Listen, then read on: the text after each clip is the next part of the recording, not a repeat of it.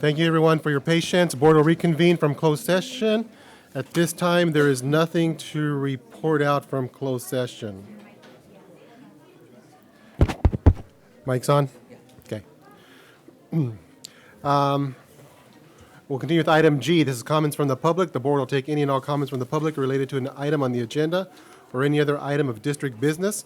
And we have a few. Continue where we left off. We have Miriam Valadez. Miriam Valadez.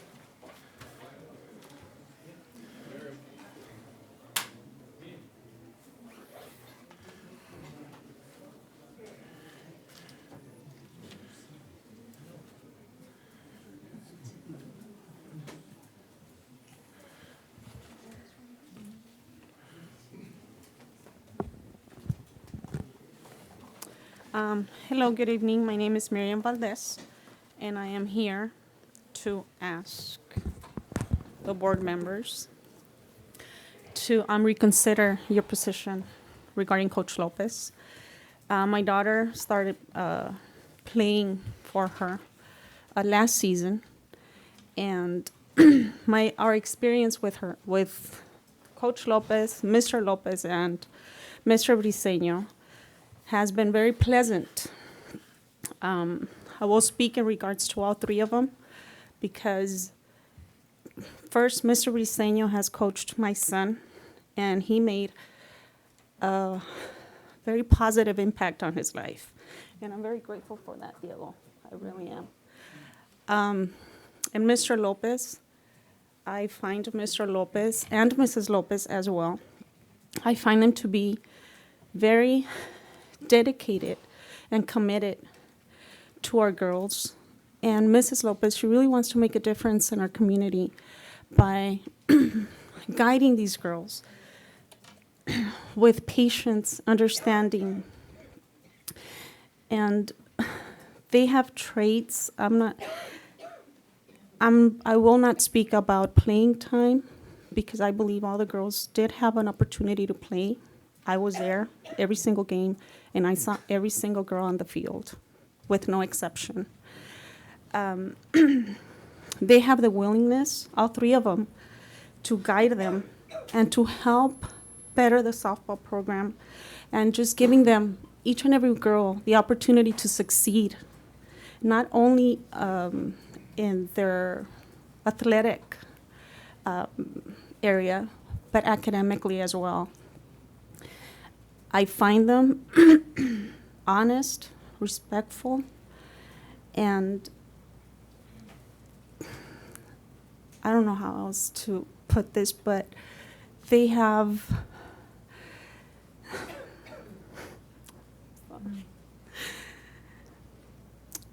there's just amazing people who really want to make a difference in our community. And us here in Calexico, I think we're a very small community, and we should support each other and push, each other to succeed in every which way we can. Mrs. Lopez is just trying her best to help our girls. And also, we haven't given her the chance to make a difference, to really make a big difference. She was only there one season, and then she was pulled out. And it is just unfair. I know girls have complaints, which I think they are baseless. And I just think it's just very unfair that Mrs. Lopez is going through this. And I think she should have the opportunity to, she should have, we should give her the opportunity just like anybody else. And she's got that willingness, and she's got the heart, and she's got the commitment. And I believe we need to support her in every which way. It's for our girls, it's for our youth. And they're very good example. They set very good examples for our girls. Commitment, dedication, honesty, integrity. That's how I see them, all three of them. Thank you. Thank you, Ms. Valadez. Next speaker, Leah Valadez. Is it Leah? Okay. And Leah, you're speaking on softball? Okay. And this would be probably our seventh, eighth speaker on softball, reaching our, a little over our 20th, but go ahead. 20 minutes, go ahead. Hi, my name is Lia Valdez, and I was a varsity softball player last season as a freshman, and well, I'm currently a sophomore. In the summer of 2018, I had shoulder surgery, and Coach Lopez, Coach Juan, and Coach Diego took care of me and helped me regain my strength and confidence on the field. When I found out that Coach Juan and Coach Diego were unable to coach us anymore, I cried, and I cried a lot, and wondered why something like that would happen. When I found out why, I felt as if my teammates had betrayed me. Coach Lopez, Coach Juan, and Coach Diego have been nothing but role models to me. Coach Lopez has supported me and has pushed us to become better players, to build a better program. Everything we do at practice has turned me into the player I am today. I've been told by other players and people around me that I'm a good player and that we're a good team, and for that, I thank Coach Lopez. I find it so unfair that there's people out there that have the audacity to talk so low about Coach Lopez. She's given every player a fair chance to prove themselves, and just because he didn't doesn't mean that Coach Lopez and the rest of the team should be punished for it. Coach Lopez wants to make us the best players we could possibly be, and the best team we could be, and she wants us to win. I stand by her side, strong and proud. I just want to enjoy the sport and represent the school that I'm proud to be part of, because I have nothing but Bulldog pride. Thank you. Thank you, as always. Next speaker, Veronica Torres. Veronica Torres.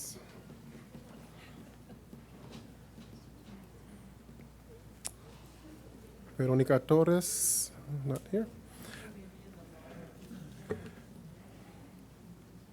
Let me continue, and she's here, and then we'll go back. Last speaker, at least what I have here, Angel Soltero. Angel, go ahead. Hello, my name is Angel. I'm speaking on the behalf of Ms. Lopez. I think it's a joke. It's a joke to be able to say that Ms. Lopez isn't a fair person.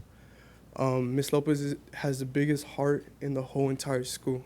She's there for each student when they need her, and even when they're not, when they don't need anyone, she still has the heart to be able to be there for them.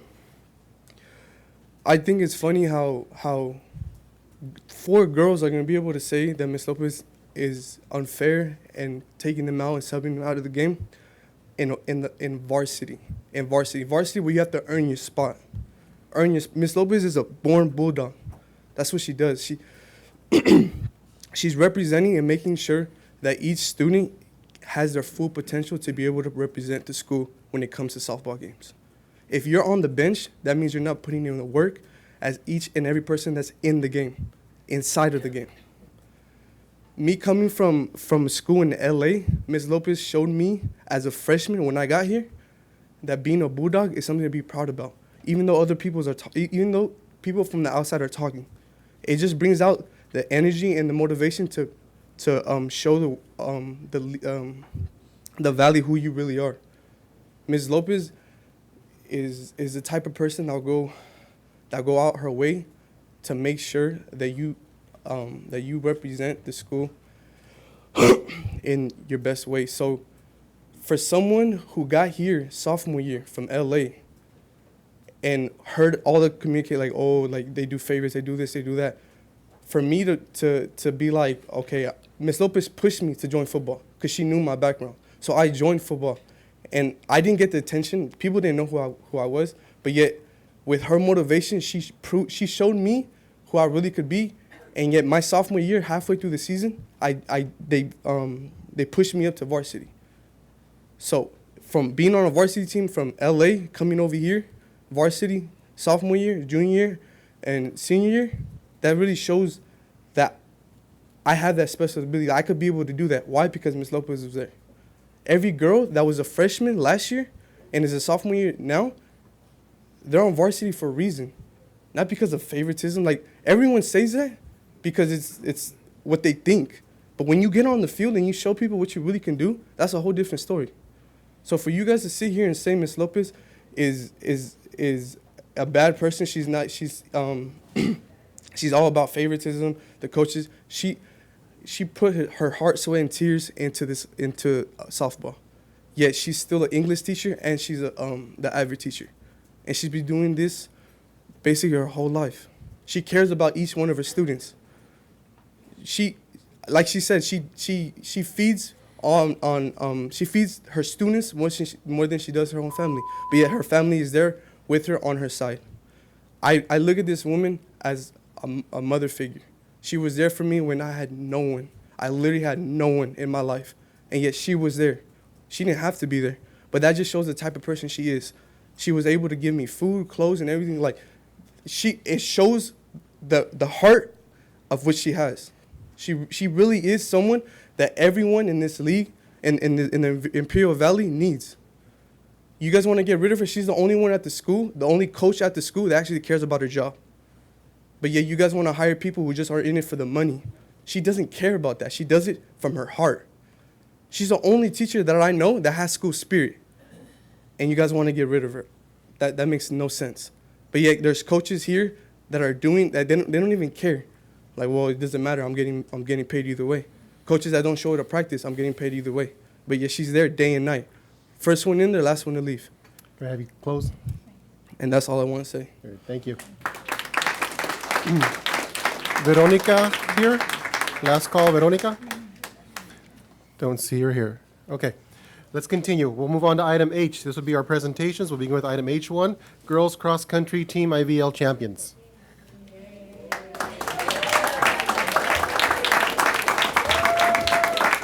So we're very proud of our cross-country girls, and to introduce them, let's give a big round of applause to our IVL League champion coach, Mr. Rodriguez.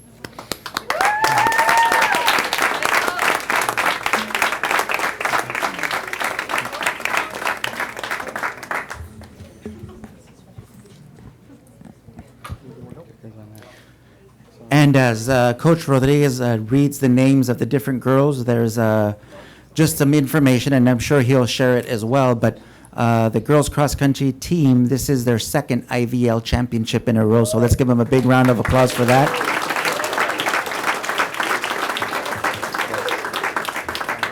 And they will be getting a IVL championship, and Mr. Castillo there is displaying it, sweater, and very well deserved. And so, Coach Rodriguez, if you could start by announcing the names and have our girls come up. All right. So, Yachiri Munoz.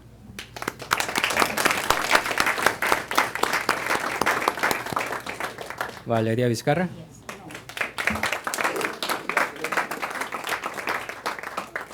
Brianna Gallegos.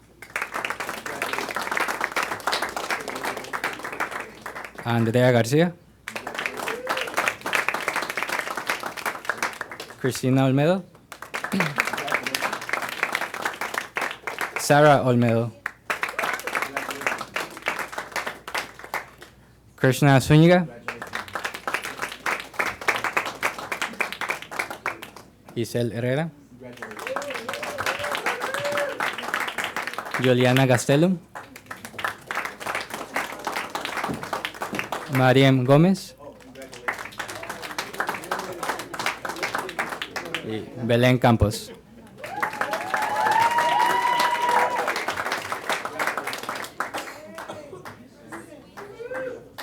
Thank you.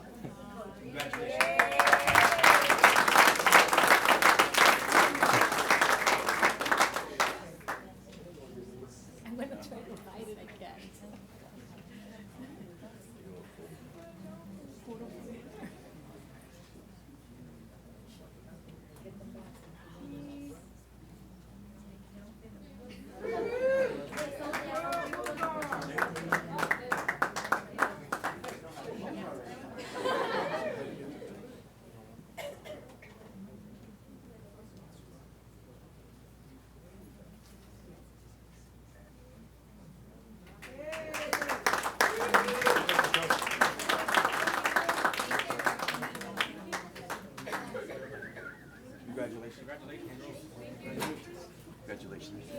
Congratulations. I'm sorry. Congratulations. Congratulations. Congratulations.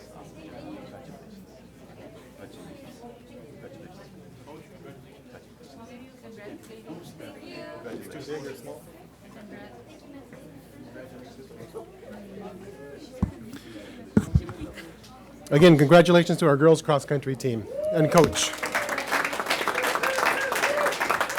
We'll continue with item H2, our highest attendance for the month of 2.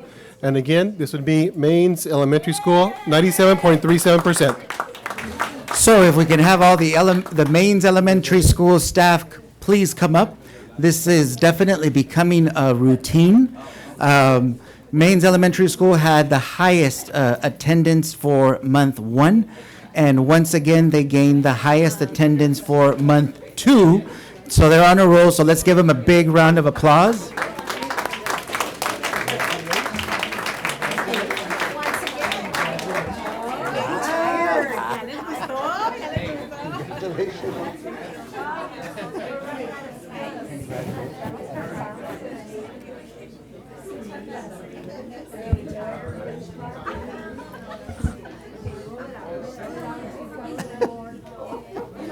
Go ahead, get on the picture.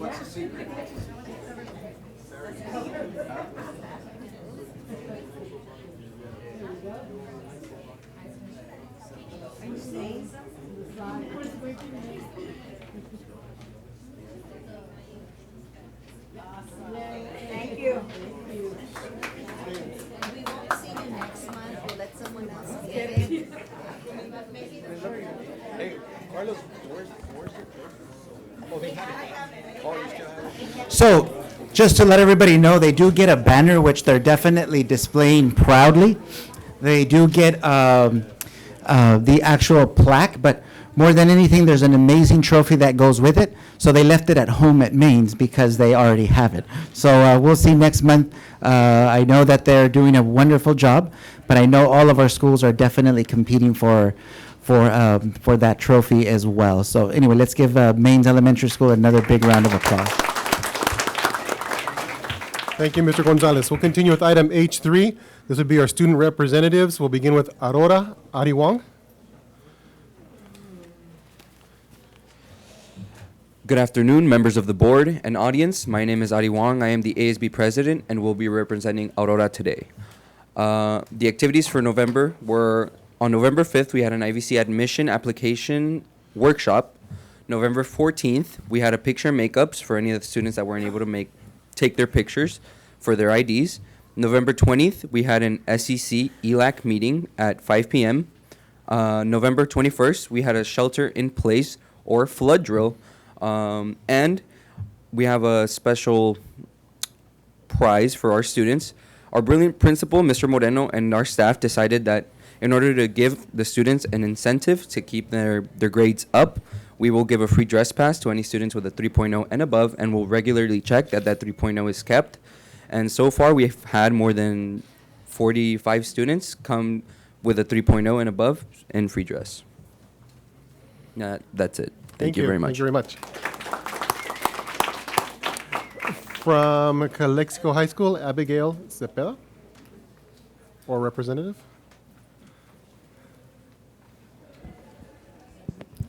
Good evening. My name is Abigail Cepeda, and I'm the Public Relations Officer at Calexico High School. Toward the end of October, we had a red ribbon assembly to warn students about the dangers of drugs. On the 30th of October, our first blood drive took place at Varner Gym. Here, students 17 or older and adults were able to donate blood to the San Diego Blood Bank. Each year, we strive to reach our goal, and it has been a success all the years I have been in ASB personally. On the 31st, we had a Halloween costume contest where students could sign up in order to win a prize, and 3 of our school staff judged this event. Last week, we had a Spirit Week that led up to our Battle of the Classes pep rally. During lunch, each class could go sign in to get Spirit points for their class. Class officers were also instructed to make a spirit wall where they decorated it with their class colors and posters as well. All of these things were judged, and during our pep rally, the cheerleaders of each class performed a dance that they developed over the course of a week. After everyone performed, the scores were in, and our senior class won. This week, the ASB leadership class in the Navy Cadets program had a canned food drive, and in order for us to get as many cans as possible, we made it a period 3 competition. Tomorrow is our Powder Puff game where the junior girls will go head to head with the senior girls. And that's all I have. Thank you. Very good. Thank you, Abigail. From Calexico High School, ninth grade, Kristen Noriega.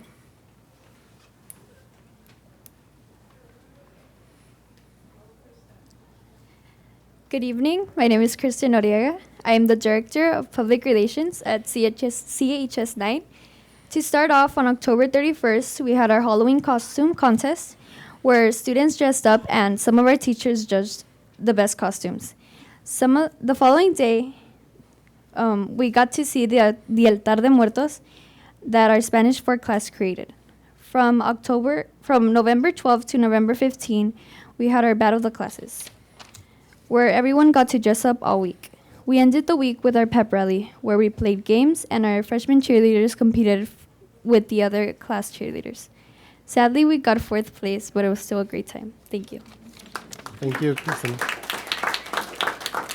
From Enrique Camarena, Jose Jimenez, a representative.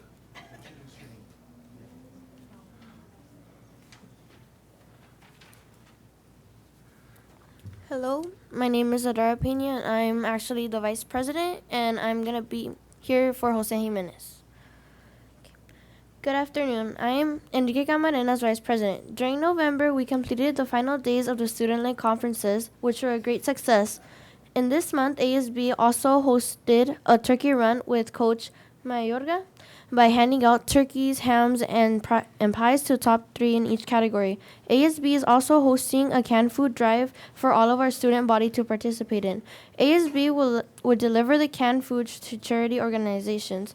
During noon activities, ASB had done cakewalks and karaoke with the students. And finally, today we had a binational education STEAM fair in Kiki Camarena. The University of Baja California engaged students with a variety of fun and STEAM activities. We like to continue the collaboration with UABC. Thank you. Thank you. And finally, Willie Moreno, Nestor Durazo.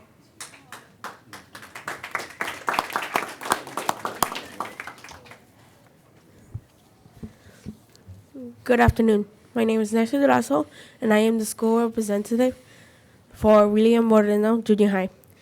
During the month of October, we hosted our second annual Hunter Locker Room event and Halloween fashion show. Both were huge successes. During November, we had our annual canned food drive from the 4th to the 20th. Students donated cans of food to ASB staff to give to those in need.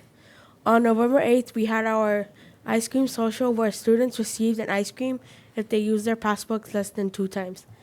We had our first annual fall carnival on November 14th. Different clubs set up games and sold food to help raise funds for the club. It was a fun event and was well attended. Ms. Guillen has been asked by many students and teachers to plan another one soon. On November 15th, we hosted a noon activity during lunch where 2 8th graders and 2 7th graders competed in an activity where they had to pop 1 balloon with a dart, toss 1 ring and make it in a bottle, and toss 1 ring back through a hole. The winners received a tasty prize for participating and for winning. But the best part was that the 7th graders won, so all 7th grade Block 1 classes received 5 house points. The mousetrap car races will take place this week. Participating students built a mousetrap car and will race them to see which is fastest. Tomorrow, our annual Gobble Gobble Turkey Run will be taking place. Student participants will run a mile, and the top 4 finishers, 7th grade boy and girl, 8th grade boy and girl, will receive a frozen turkey. Those are all the activities that have been taking place at Moreno over the last month. I can't wait to see you all next month when I get to talk in detail about the events for December. Thank you, and have a great evening. Thank you, Nestor. And again, thank you to our student representatives. We'll continue with item H4. This will be our Student of the Month recognitions. Again, we'll begin with Aurora. Our students of the month for November are Joel Arreguin and Samantha Uribe. Joel, please step up. Joel plans on joining the army. Joel plans on joining the army after graduating and loves spending time with his family and friends.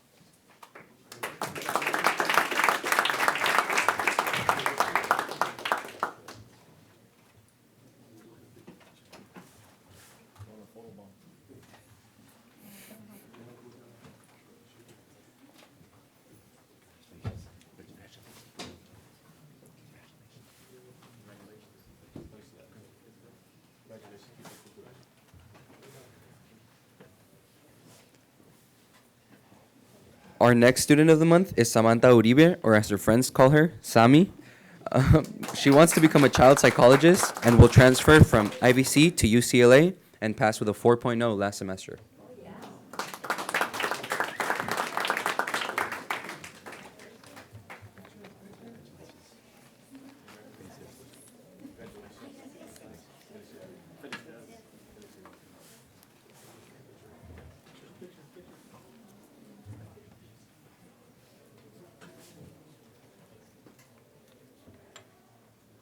Thank you very much.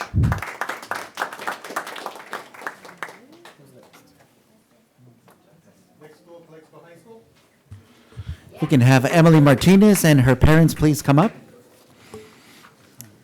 Our first student of the month at Calexico High School is Emily Martinez. Emily Martinez is a senior at Calexico High School and has an overall GPA of a 4.18. She focuses on school to maintain her good grades and spends a lot of time with her family. After high school, she plans to go to a four-year university, but is still debating whether she wants to go to SDSU or UCSD because she wants to stay close to her family. She would like to thank her parents because they raised her with the values that help her stay dedicated to her work.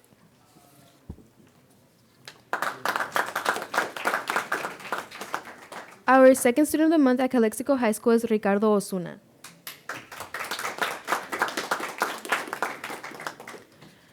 Ricardo Osuna is a senior at Calexico High School and has an overall GPA of a 4.25. In school, he is involved in mesa and robotics, and outside of school, he practices taekwondo. After high school, he plans on going to college to study molecular and cell biology, but is still not sure what school he will attend. He would like to thank his mom because she is always pushing him to get good grades.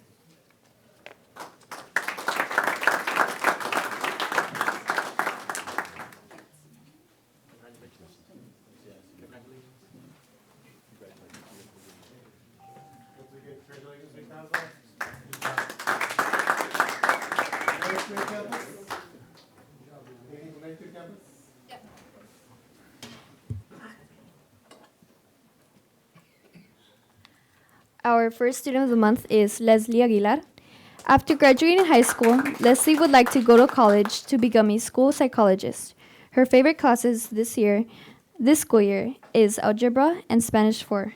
Her favorite teachers this school year are Miss Arellano and Miss Esma. On her free time, Leslie likes to read books and play sports. Leslie would like to thank her mother for encouraging her to do well in school and never give up.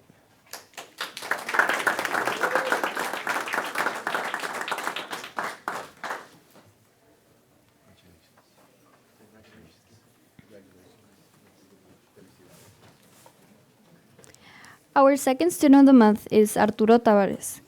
After high school, Arturo would like to go to college and play basketball. As of this year, he has not decided on a career. His favorite classes this year are home economics and biology. Arturo's favorite teachers are Mr. Nunez and Mr. Gentry, and Ms. Palacios, and student teacher Mr. Cadrillo. When he is not in school, Arturo likes to play basketball. Arturo would like to thank God for his mother, father, and his nana for his support over the years.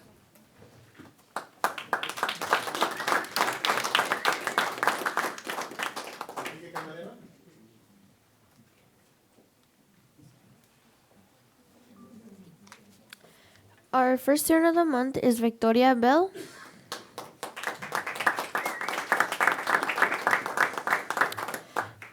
Victoria is an 8th grader and she is the daughter of Amanda and Jason Bell. And some of her hobbies is writing that she adapted in 3rd grade. And her favorite subject in school is language arts. And when she graduates, she would like to pursue her job and go to a great university. And she would like to thank her whole family for supporting her and letting her take a breather when she can.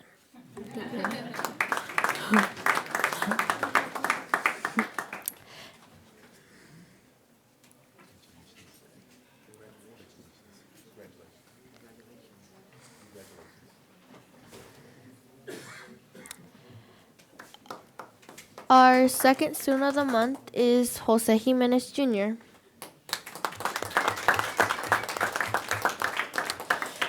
Jose Jimenez is an 8th grader and he is the son of Yolanda and Jose Jimenez. And some of his hobbies are playing sports and playing video games. And his favorite subject in school is math. And when he graduates, he would like to become a doctor or a business owner.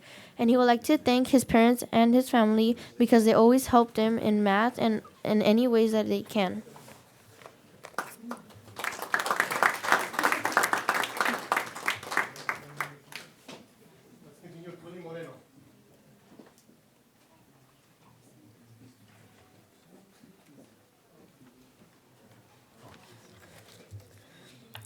William Moreno's 7th grade district student of the month is Valeria Baraza. Valeria is the daughter of Cynthia Gondines and Omar Baraza. She has 2 siblings, her sisters Samantha and Zoe. Valeria's favorite subject is literature. Some of her other favorite things are hamburgers and sushi. Her favorite color is blue. Her dream destinations are Paris, Japan, Dubai, and Mexico. Her dream car is a Range Rover. Valeria's role models are her family. Her short-term goal is to enter 8th grade with straight A's because she really likes good grades. She wants to start her college career at IVC. When she goes out, Valeria wants to be a teacher or forensic doctor. We hope your dreams come true, Valeria.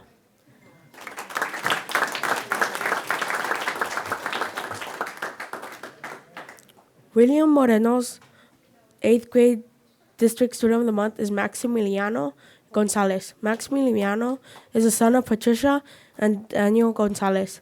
He has one brother, Ethan. Maximiliano's favorite class is literature. His favorite class is carne asada. His favorite color is garnet, and he loves classic rock. Maximiliano's dream car is a 1992 Nissan Micra. His role model is Keanu Reeves. In the future, he hopes to travel to Tokyo, Japan. Maximiliano is working hard to maintain good grades to be successful in all his endeavors. In the future, Maximiliano hopes to attend IBC and graduate. We wish you the best of luck on your journey. All right, thank you, students, for sharing. We'll continue with item H5. This will be our staff presentations, and this month is Enrique Camarena Junior High School. Mr. Romero? That would be us. Good evening, board members, Mr. Superintendent, board president, and audience. Today's a special evening for our employees at Kiki Camarena Junior High School. I'm very proud of. So first, I'm going to ask Ms. Soto to please come forward, and family members, if you'd like to join her. I cannot measure the gratitude, the appreciation I have for you, Ms. Soto, and what you represent for Kiki Camarena staff and students. When teachers arrive to school every morning, you greet them, you connect with them, and in your own unique way, you get a laugh, you capture a smile, or you tell a funny story. Every morning, laughter carries through the office and those thin walls we called office space. If any of you were to walk through our space, I assure you that you are in a better morning mood and ready for a new day. Ms. Soto, I very much appreciate that about you.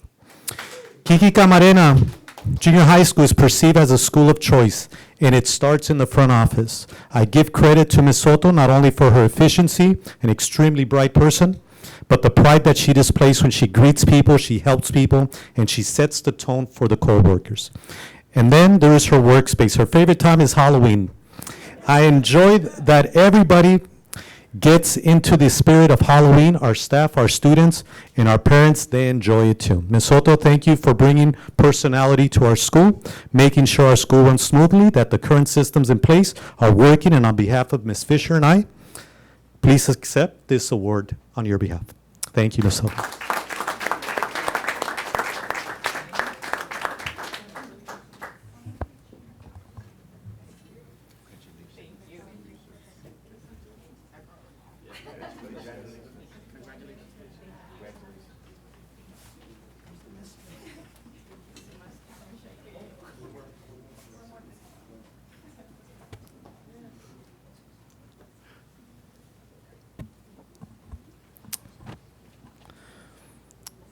Next, I would ask Mr. Davila to come forward, but Mr. Davila and his family were not able to be here today, and that is okay. I will share some words with him when I see him tomorrow.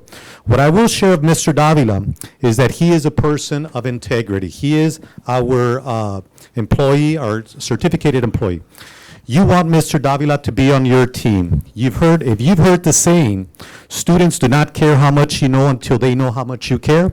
Well, that right there sums up who Mr. Davila is. Students look forward to Mr. Davila's class, they respect him, and they admire him. I admire Mr. Davila for those same reasons. Junior high school is a place where you will experience emergency situations routinely and unexpectedly. You can ask anybody who you'd want on your side when a 911 call is placed, and that person is Mr. Davila. He is our unofficial school paramedic, I must share with you. Mr. Davila, thank you for your unwavering positive attitude towards all students, for having a first responder's instinct, and for always thinking of students' health, regardless of what the lesson is in PE for the day.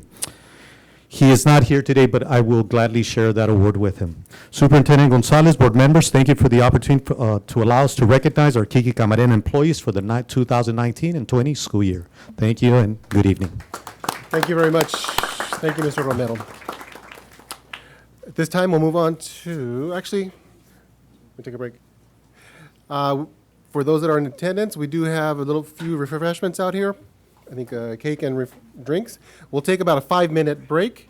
Those of you that need to step out, step away, this will be the time. But we'll reconvene in 5 minutes. All right, this board will reconvene. It's approximately 7:54, and I believe Mr. Lorenzo Calderon exited at, 7:45. Thank you. This time, we left off on item H6. I'm going to ask the board right now if there would be any objection if we switched and did consent agenda and then return to H6. I know we have an audience and maybe we can release them before we do our CAST presentation. Is there any objection? No. All right, thank you. So we're going to switch item H6 and item I, okay? So we can deal with this right away. Item I, consent agenda. All items appearing will be acted upon by one motion without discussion unless there any items pulled for a separate consideration or action. I want to pull item I2. Item I2? I need to abstain on that one. Yes. On that motion, I move to accept the item with the exception of the I2. So, I'm seeing Ms. Galindo. she's Item I9. I9. Did you want to pull that one? Yeah. Okay, thank you. Yeah, any others? Hold on. Okay. I would like to pull I-16. Don't worry about it, but I'd like to pull I-16 as well.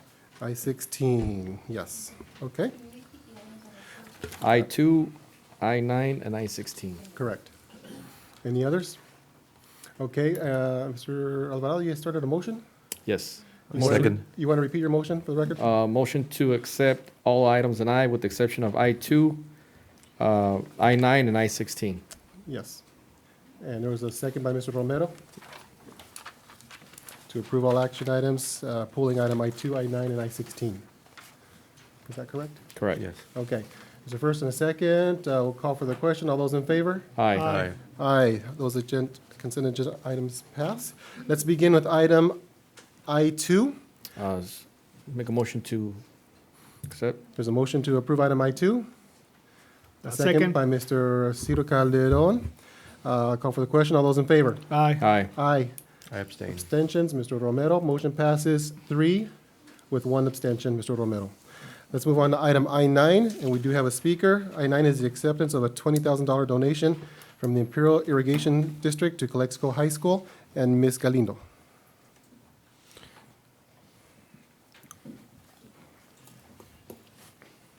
Please forgive me for not filling out the form. I assumed that by the virtue of being on the agenda that it would be taken for granted. But my name is Norma Sierra Galindo, Mr. President, honorable board members, Mr. Superintendent, and members of the audience.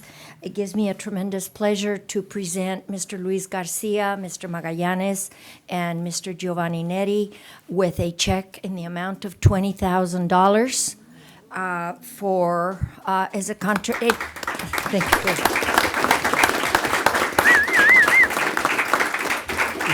But I would like to please clarify, this is not a donation, because my understanding is that the school is not a charitable organization. This is actually a contribution, and I'd like for the minutes to reflect that. We were able to procure this amount of money, and the check, Mr. Garcia, is for you here. And it is primarily to support the robotics program. We would like to convey to you that you have our unconditional support, and that sometimes when they have competitions and events which come up at the last minute, you all understand how cumbersome it is to do the paperwork and to do things less than expeditiously. So I would like to offer the support of Imperial Irrigation District to the district in the event that that the checks need to be expedited within a couple to 2 to 3 weeks. I know that it's really difficult for the district to process that, but please take into consideration that sometimes these notices don't come up until that time. So I trust that the superintendent will be able to help expedite this. I would like to close by telling you how proud I am of these students. Some of them I have had in my classes. I wish I had them all. I do have a tendency to get rather attached to my students. But I would like to mention to you that in the 15 years that I have been at Calexico High School, I am a Bulldog, that I can now attest that I have procured over $1 million in money for this district. Thank you. Mr. Garcia?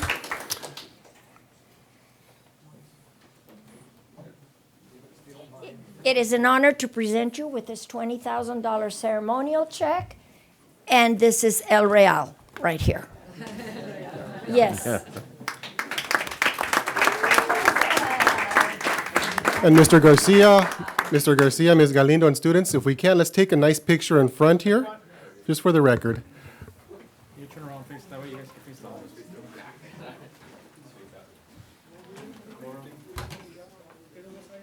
Okay, no bunny ears, you guys. I'm not a photo bomb. Oh, big ears. Oh, photo bomb. Come on.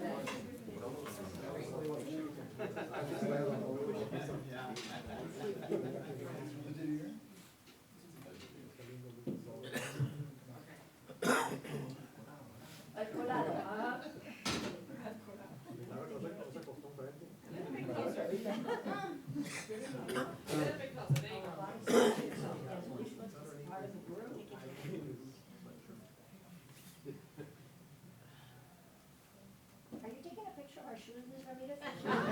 Oh.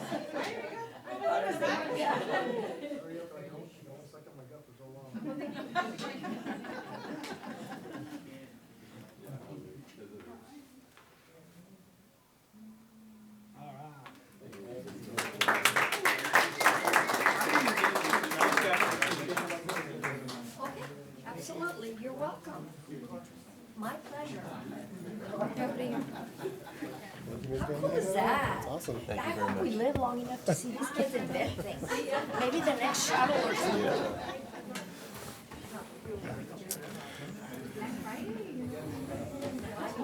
Yeah, contribution rather than donation. Good evening. My name is Yanesi Rodriguez. I am the Vice President of Robotics, and I've been a part of this club for 3 years now. Hello, my name is Joseph Sweat. I represent public relations of the team, and I've been a part of this group for 2 years. On behalf of the Unimatics as a whole, we would like to thank the IID for all the support they have given us throughout our journeys.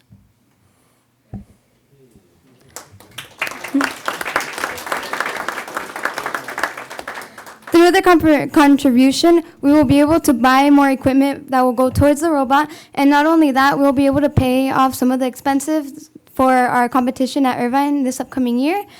And as some of the students have said in the previous years, FIRST Robotics is truly the hardest fun that you'll ever have throughout your high school experience. Thank you. Thank you.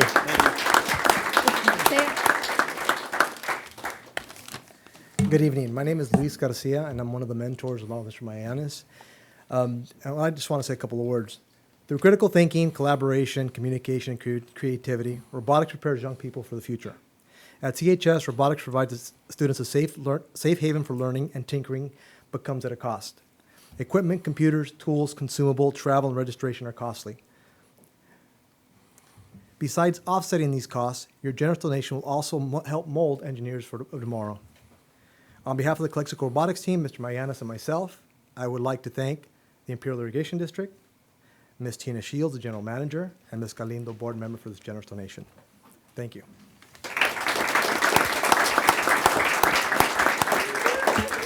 Thank you, Mr. Garcia. So on this item, I-9, this is the acceptance of a $20,000 donation from the Imperial Irrigation District for the Calexico High School. I'll entertain a motion to approve. A point of order. Oh, yes, sir. I'm not sure what the legal difference is. but Contribution, yes. just for correction of the minutes, contribution of this from the IID. On that note, so moved. There's a motion by Mr. Alvarado. Second. Second by Mr. Ciro Calderon. All those in favor? Aye. Aye, motion passes 4-0. So we will continue with our agenda, and I know if you guys need to step out, I-16, the gentleman, feel free to do so, okay? Thank you. I-16 has to do with them. Oh, hold on. So I-16, a discussion, Mr.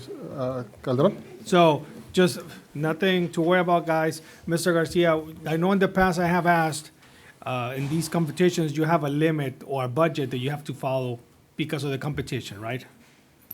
We have a limit in terms of. What you can use. Yes. Okay, it's set by the bylaws of the competition, right? As far as a limit that we can spend, no. Limit we can spend on the robot is only $5,000. Okay, so that's what I meant. So in the robot, yes. So with that said, do you have everything that you need to take these kids to the competition? Well, we're in the process of fundraising right now. Of course, this will help tremendously, but we are selling donuts, we are going to sell chocolates, we are going to sell t-shirts. We had a car wash. We just finished selling some cookies. We're trying to raise funds. Ms. Williams approved. There is no magic number. The first year that we were in existence, Ms. Williams just gave us a number. She said 20 students can attend, and that's what we took. And it's just been an accepted number. This year, because of funds, it was cut down to 10. So we're going to try to raise the funds for the other 10 students. Mr. Castillo, I don't think these kids have been doing so good, and they put a lot of effort. We've seen the results. So I think we will be doing a disservice if we did not help this team accomplish what they need to do. And I feel on the same note that you just added, I just feel that we should approve the 20 that it was from last year. I brought this up in prior meeting. I want to go ahead and approve those for the 20 slots. Yeah, but that's an action item. It's not an action item, so it's just giving so I would like to give direction to the superintendent to talk to Ms. Williams at the high school and approve the 20 students with the budget that they need in order for them to do good in this competition. They're representing us. If they do good, guess what? Calexico High School will look good. So, I don't know. So what I'm hearing is maybe for the district direction of the district to bring this back as an action item, give us the details, give us the cost allocation or. When is the? March. Oh, March. Yes. Okay. First time. Okay. So they need time to do, I think, their calculations and budget, but Yeah. that's a future agenda item. Yeah, so That's we can what put I'm it hearing. on the agenda, so they have all the support that they need in order to take a good team, so they can represent Calexico High School with honor. Got that? So just for direction, then 20, increase it from 10 to 20. Correct. Okay. Okay, and that's all I have. Any other discussion? May I ask a question real quick? Sure. I know we're under the agenda date. The items under, I guess, consideration date for approval for types of competition. And the reason that we brought it up this early is because we need to make arrangements, hotel arrangements, travel arrangements. Will this push that date back and further? That's a good question, because if we want to approve 20, then they need to, Yeah, I would say right now, continue with the direction of the action item with what's been allocated. well, actually, it says right here, it says for 10 students, so we can say for 20 students. So I would like to amend this item, that instead of 10 students, to amend it to 20 students. What was the funding source? You recall? Believe it's from the site. The site general? Money general. If we have money, Michael, we have money for other Well, things. I'm just saying, let's do it the right way. Let's Do it, follow you gotta do it the right way. Okay? Here we go. That's right. Now, the item is for travel of 10, but you're proposing to increase it to 20? Yes, to 20. Doesn't the district office have to fund on also as well? They could charge it, at least for right now, just to reserve the 20 spots for now? You're talking about reservation of rooms? Yes. Travel arrangements and all that. Just a reservation. The reservations, yeah. Yeah. You can make the reservations and, cancel last minute, but we'll definitely work on it, see where we can pull it from general LCAP or what other funding sources we have. So I'm hearing, again, the desire to approve up to 20. Up to 20. Pending budget. Is that your motion? Yes, that's my motion to amend it from 10 to 20. As funding allows. Second. Yeah. Okay. Any other discussion? Nope. I'll call for the question. All those in, this is consent item I-16. All those in favor? Aye. Aye. Let's make it 4-0. Okay. With that said, again, I think this is time if you guys want to step out, unless you want to listen to CASP presentations. Thank you. Thank you.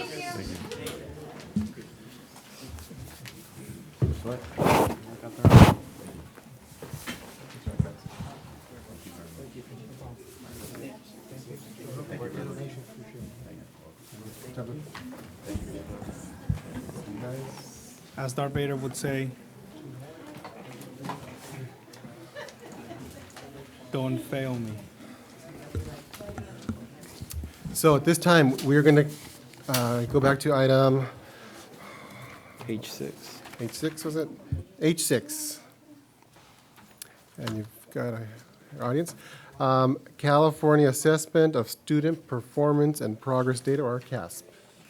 Ms. Kalunga?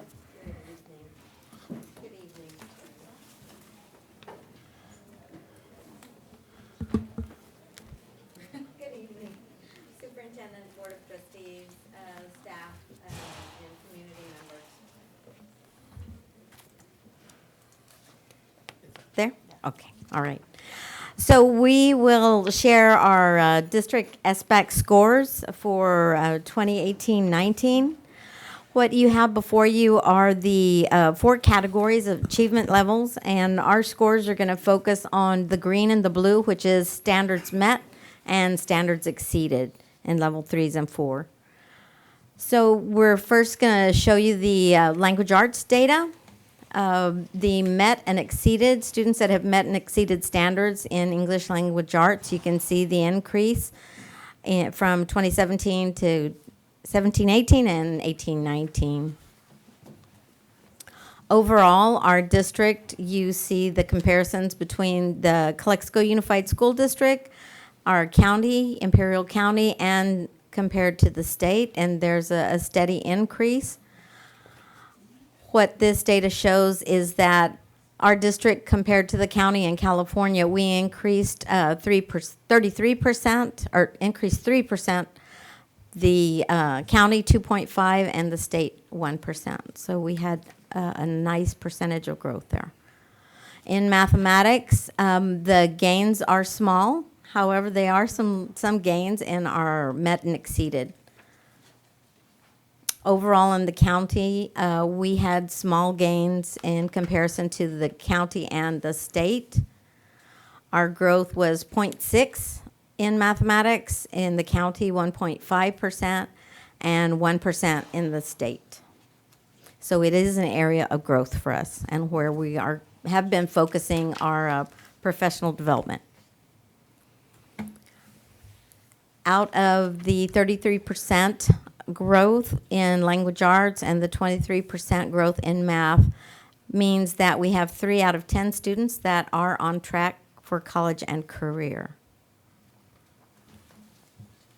And that 3% increase means that 155 more students are on track this year. What you have before you are our results overall over a 5-year span in language arts. So the growth has been consistent. Overall, you show in the bottom the met and exceeded 18%, and at the top we have about 33%. In our math, we have some growth, not as significant as the language arts. We have a little area there where we kind of maintain. Again, this is an area of growth for our school district.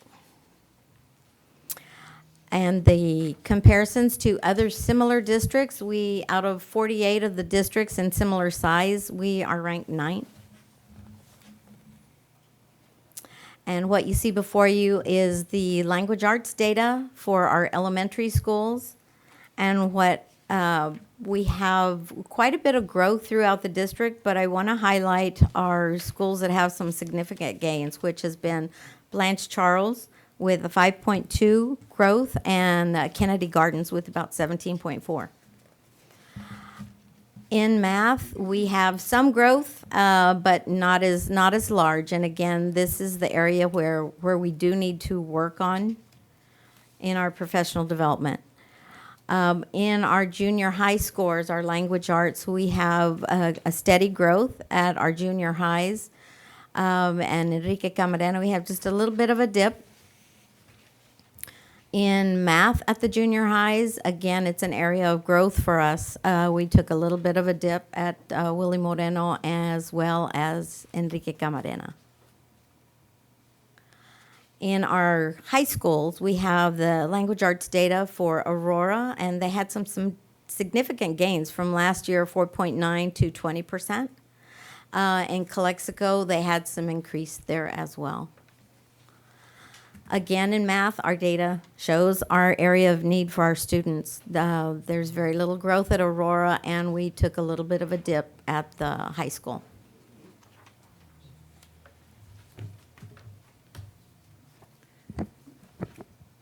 So the next few slides are going to be focused on the subgroups.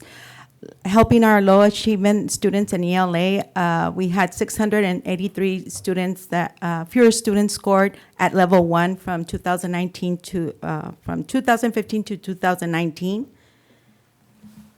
In math, we had 329 fewer students that scored at level 1 from 2015 to 2019.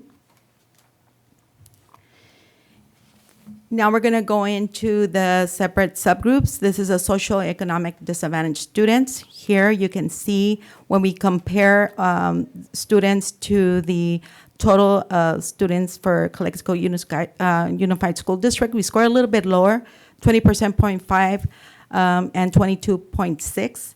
In the exceeded, we had 8.9, and total students was 10.4. In math, we had a 14.6, and as a total for students, we had a 15.3%. In exceeded, we had a 5.5, and as a total, we had a 6.7%, a little bit lower. So now we go into our English language learners in ELA. They scored a 7.3%. As a whole, we had a 22.6, significant difference there. In the exceeded part, they scored 0.7%. As a total, we had 10.4, significant difference too. In math, our English language learners scored a 5.8% compared to our total students, which was 15.3%. Then as exceeded, we had a 0.8% increase compared to the total student, which is the 6.7%. Students with disability, as we see our scores, we had a 7% total for students with disability compared to the 22.6%, 3% in the bottom with 10.4% overall. In math, we had a total of 3.8% compared to our total student, 15.3, significant difference. And then in the exceeded, we had a 0.3% compared to the total of 6.7%. So as we summarize, we have areas to celebrate. One of the things that we can say is that our more students met the state standard in ELA than in math. As a district, we improve in our ELA more than our math, and as a district, we scored higher than the county and the state. As we improved higher than the county and the state. And in ELA, 683 fewer students scored at a level 1 from 2015 to 2019. And in math, 329 students, fewer students scored at level 1 from 2015 to 2019. What are our areas of improvement? Like Ms. Colunga said, our areas of improvement is in the area of math, our special student with special needs, and our EL learners.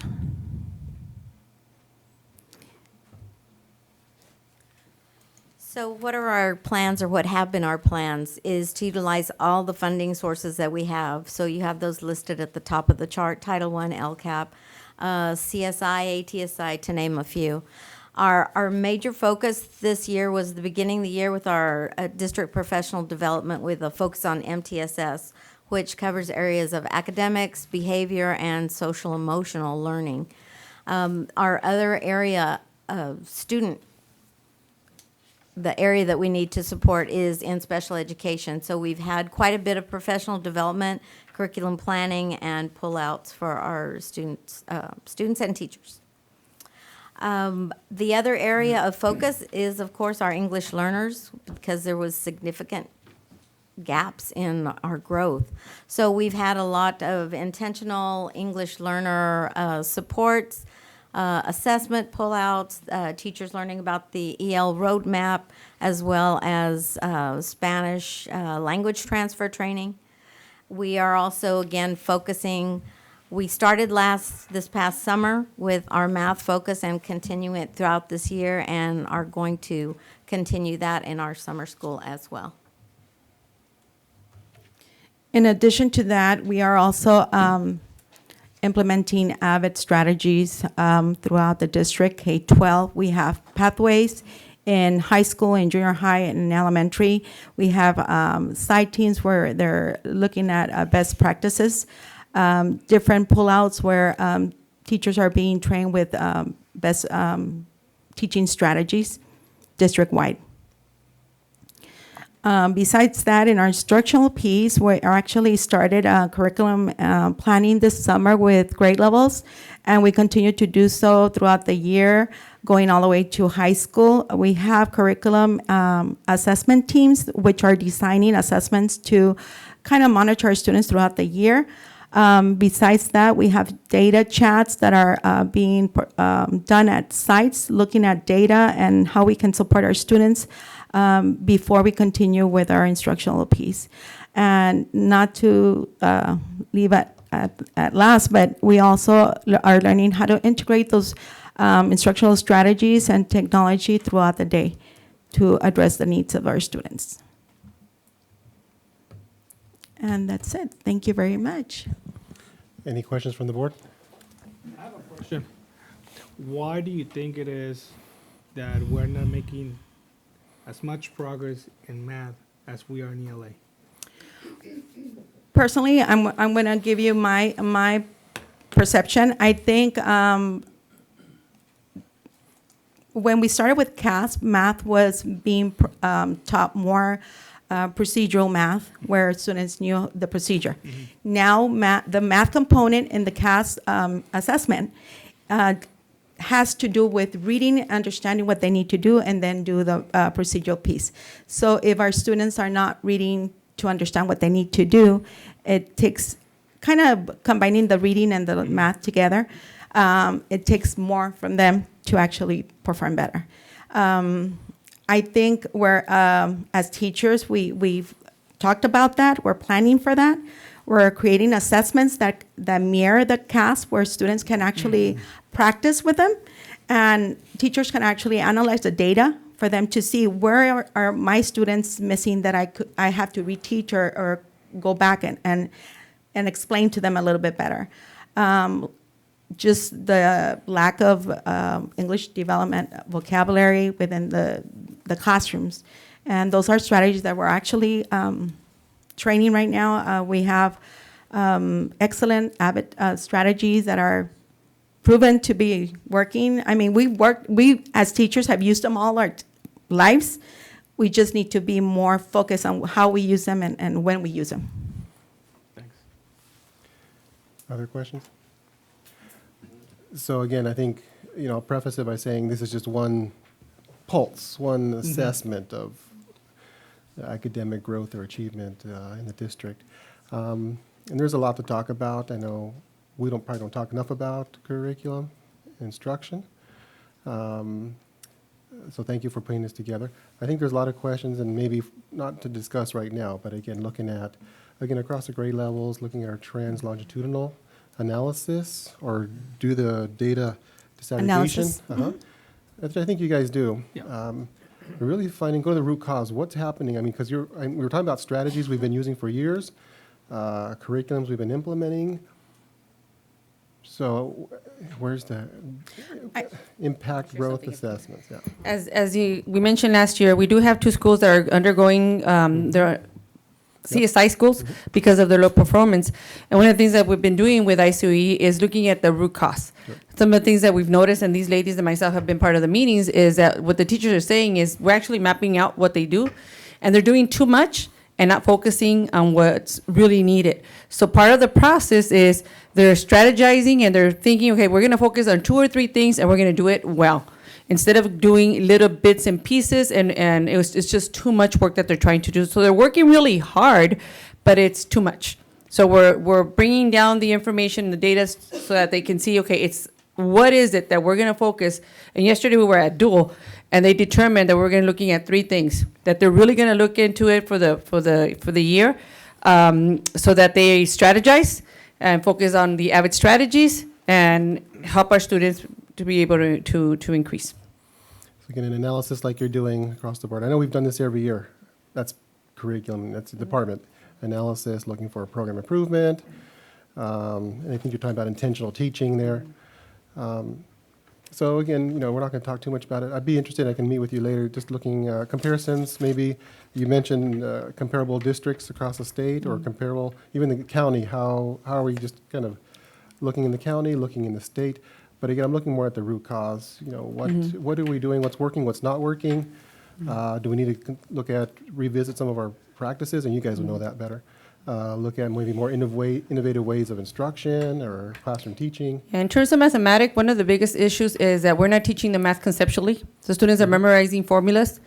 For example, if you can't even explain why when we're doing fractions, we have to get the reciprocal when we multiply, and you can't justify it or explain the why to students, and they're memorizing. And memorizing sticks in your memory just for a small amount. But if you really truly understand why we do reciprocals, why we do exponents, then the students truly understand the concept of math. And then maybe in the future, share with us, again, data about reclassification too. That's part of our LCAP. Yes. So our reclassification rate went from 7% to 8% to 14% last year. Okay. Mhm. All right. So again, a lot here, but again, thank you, guys. Thank you. Yay. 5 minutes. And that was very good. Yeah, you kept it moving. You did better than last month's. Better than last month's. Not 30 minutes. All right. I think we are at item J now on our agenda. Informational items, Mr. Gonzalez, J1, Superintendent's Report. Good evening, trustees, community. Just want to thank our counselors, our teachers, CARPE, our district office team, and everyone who helped with a phone-a-thon and encouraged our students to apply for FAFSA. FAFSA is the free application for federal student aid. And so it's unbelievable, how many students don't apply for FAFSA. And it is one of the driving forces foundational for any student to go to college. And so very happy to report with that effort. Our students are applying to FAFSA, and we actually came out in first place for the number of students applying for FAFSA. And so Calexico High School, yes, round of applause for that. And Calexico High School, the district was recognized by the California Department of Education and the California State Financial Aid Commission for the great effort. And again, it's a team effort. It's not one. It's from the inception, from Ms. Brisa Huerta Price when she got the grant from Carpe, and that initiated the whole process. And so now we are a leading school, high school, ranked number 1 when it comes to FAFSA applications. So again, congratulations to everyone. That is a great effort. One of the student reps today, he talked about the UABC being at Enrique Camarena Junior High School. And so they're celebrating the annual Binational Education Week. And so we worked with El Consul of Mexico here, and they were able to bring over staff or faculty from UABC and aeronautical engineering students. And what they did is they did a bunch of workshops throughout the day where students rotated in and out. And these workshops were centered around STEAM, the science, technology, math, engineering, and art. And they were wonderful. Our kids really enjoyed it. And it is, a focus on fostering creativity, teamwork, and it was definitely shown today. So just thank you and shout out to our staff and to the Mexican Council for that effort. And so it's a first time ever. So it was a great success. We do have a groundbreaking that's coming up on Tuesday, December the 3rd. So I'd like to welcome everyone, the whole community. I know our board members will be there. So we are breaking ground for building A2, which is our 16-building classroom. So this is wonderful. I mean, there's been a tremendous amount of work that's gone into this, and so now finally to be able to stick that shovel in, and get this work, moving forward is a great accomplishment. And so we want to share that with everyone. And so the whole community is invited. So we hope to see you all there. Again, Tuesday, December the 3rd, 9 a.m. at Calexico High School. Okay. Carlos. Yes. Is there any way that we can advertise this? We actually have a press release that we're sending out and putting it in the in different news agencies to Everywhere. Put it out, and also inviting the press as well. Thank you. Mm-hmm. And then, we recognized them earlier, but huge shout out when we have the cross country team win 2 CIF, not CIF, but 2 IVL championships in a row. That's an incredible accomplishment. And, we didn't mention it, but this Saturday they're actually going to compete in San Diego for the playoffs or CIF. So we wish them the best. And then the last thing is holiday season is here. It's Thanksgiving right around the corner, so we want to wish everyone a wonderful, safe break, surrounded by your family and friends. There will be no school from Monday the 25th to Friday the November 29th. And so, again, just wishing everybody a safe and great Thanksgiving break. Thank you. Thank you, Mr. Gonzalez. Item J2, Measure V update.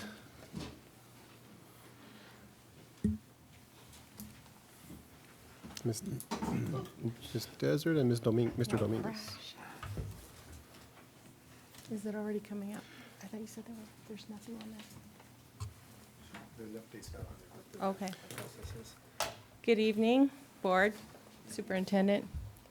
We're just going to give you a brief update on Measure V. The Calexico Culinary Academy work is progressing on schedule, which is good. The project is now at 50% completion, meaning all the teardown has been done and discovery, and now we're putting it all back together. The contractor is working through unforeseen conditions because there were some discrepancies in the as-builts.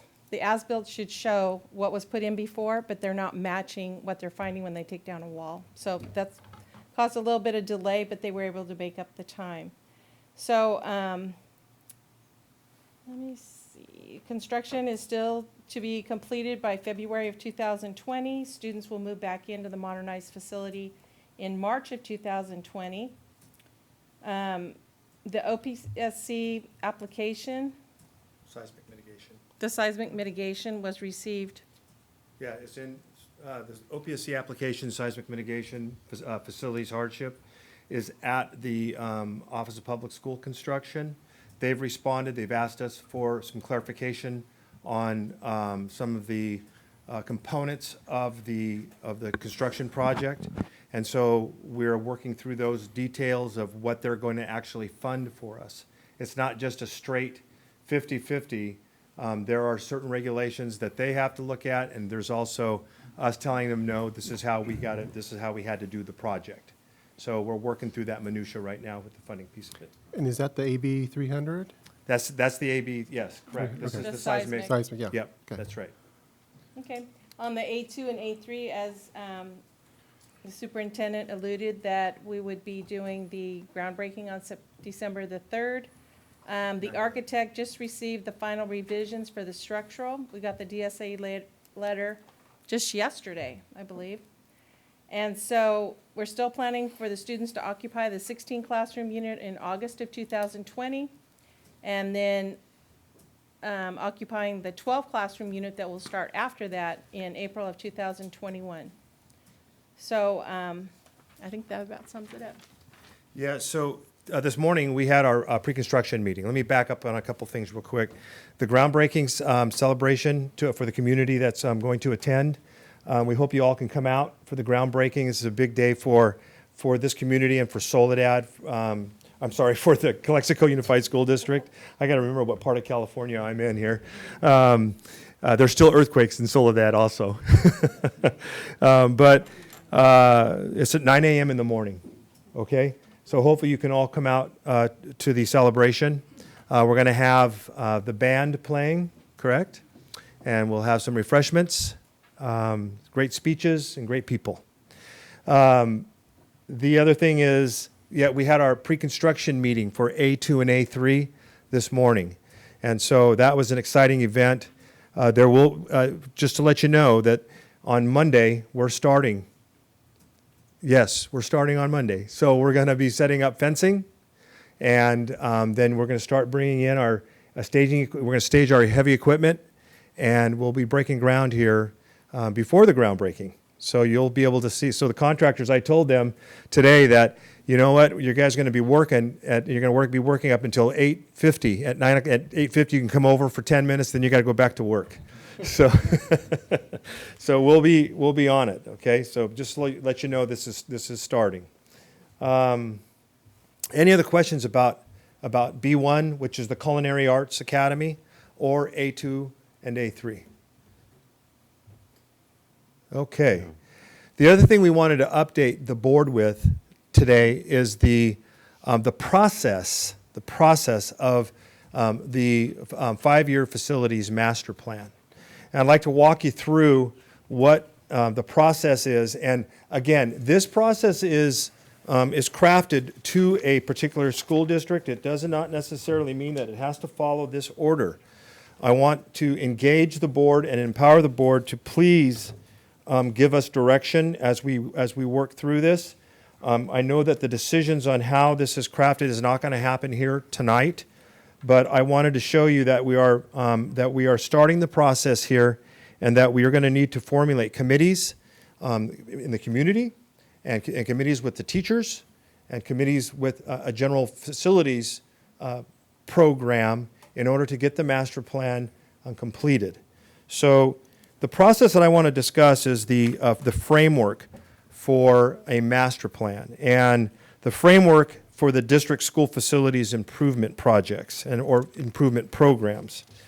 Calexico is somewhat unique in some sense, in that we certainly have to take and pay attention to your facilities that are on the AB 300 list that we've talked about. Again, I want to clarify that because the Division of the State Architect has some buildings that are noted on the AB 300 list. This is a seismic program. Keep in mind that there are about 60,000, I believe, or so buildings that have been earmarked on this list. Okay? It doesn't mean that the buildings will fall down in some kind of an event. It means that they have been identified as in terms of the construction using concrete masonry. That's what it is. It's a concrete masonry type of a structure. And so the state did this evaluation, and they said, okay, well, these buildings that are all concrete masonry, when there's going to be a modernization project, need to be evaluated for its structural integrity. And so before we get into our buildings, this is what happened with B1, with the Culinary Arts Academy. We had to go back to DSA and show, Jimmy had to show in his plans how that building was going to become structurally sound because it was on that list, okay? So any school district has that requirement that is going to participate in the state modernization program. I wanted to preface that because that is going to be part of the master plan that we're going to be talking about when we develop the report itself, okay? So when we're looking at a facilities master plan, we need a team, basically. So this is definitely going to be a team approach. And so we need the district administration, school site staff and teachers, community members and students, and consultants with backgrounds in education, planning, facilities, operations, finance, and construction. All these different component parts feed into this master plan. The concept of the master plan and the different component parts will follow this wheel. And essentially, we're going to, each section would be our facility assessments, which Jimmy, and we've basically started some of that. Jimmy has very good detailed information from, prior. Yep. And then also, it's going to take a look at cost estimates, demographics and projections. Where are the kids coming from? Where do they live? What schools are they going to? Funding options, of course, is an important one. The staff input and community engagement in terms of what your priorities are. And then goals and priorities, we will develop those. And then we finally implement the plan. And we can't wait for that part of it. That's the beauty of a 5-year facilities master plan, because it's developing your roadmap for your future construction projects.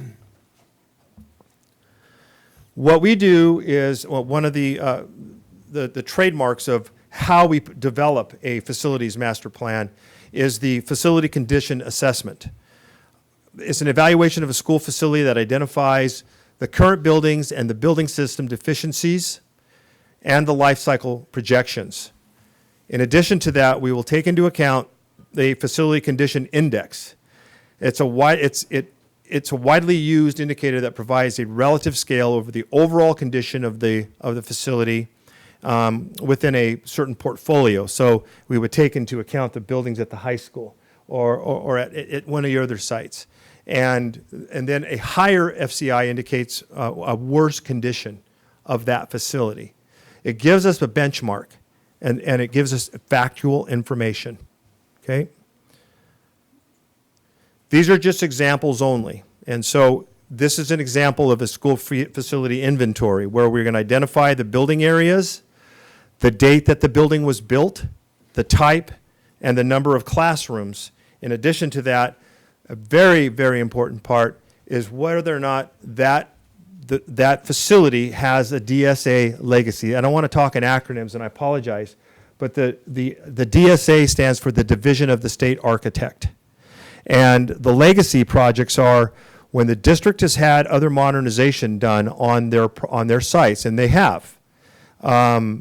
Those projects had to have been closed out by the previous architect. So we need to make sure before we can apply for funding on any of these projects that we can apply for a DSA approval on any of these projects, that all of your projects, prior projects, have been closed out by the DSA. How many buildings do we currently have right now at the high school that are AB 300? You know, I don't remember. I don't want to guess. Jimmy, do you know? 4. There's 4? Okay. 4 old building wings. the 4 old buildings in the back, the ones that we're currently working Culinary on? the front row, area. or they are scattered out? The front one, the front part? So it's the two, no, I'm sorry, 3 buildings directly south of the culinary arts wing, the multi-purpose, and the administration building. Okay. Yeah, those were all built at the same time with the same method of construction. Right, which is pretty much good news for us, actually. I mean, unless you touch the building is safe. Unless we start modernization, then the state says, okay, well, we need to do some work on this building structurally. And so what the program does, as far as the AB 300 program, and I want to call it this because it's the correct name. The correct name is the facilities hardship. That's what it is. And so that allows the state to fund the projects ahead of other projects. So you essentially go to the top of the list like we did with B1, okay? Once we get these facility assessments completed, then we look at the needs by school site. So it becomes indigenous to just that school site of what those needs are going to be based on the community input, staff input, and administrative input. And so then we divvy up where the money is going to go for those projects. In addition to that, we take a look at the school boundaries. And we don't create school boundaries. I apologize for that crazy word, because you already have school boundaries here in the district. What we're going to be doing is we're going to update and we're going to evaluate the school boundaries and student database for demographics and projections, because we do have some growth that's coming into Calexico. So we need to take a look at that and see how it's going to impact us as far as where kids are coming from, what neighborhoods, where these schools are located. And in doing this, we need information from the county, and we also have to work with county planners, and we have to work with the city of Calexico with those planners as well. So once that happens, also as part of this, we also look at the district's CalPATs, and we need to then give we have to give our 10-year and 6-year projections, enrollment projections. That's going to tell us what the trends are, not only in Calexico, but also in California. Okay?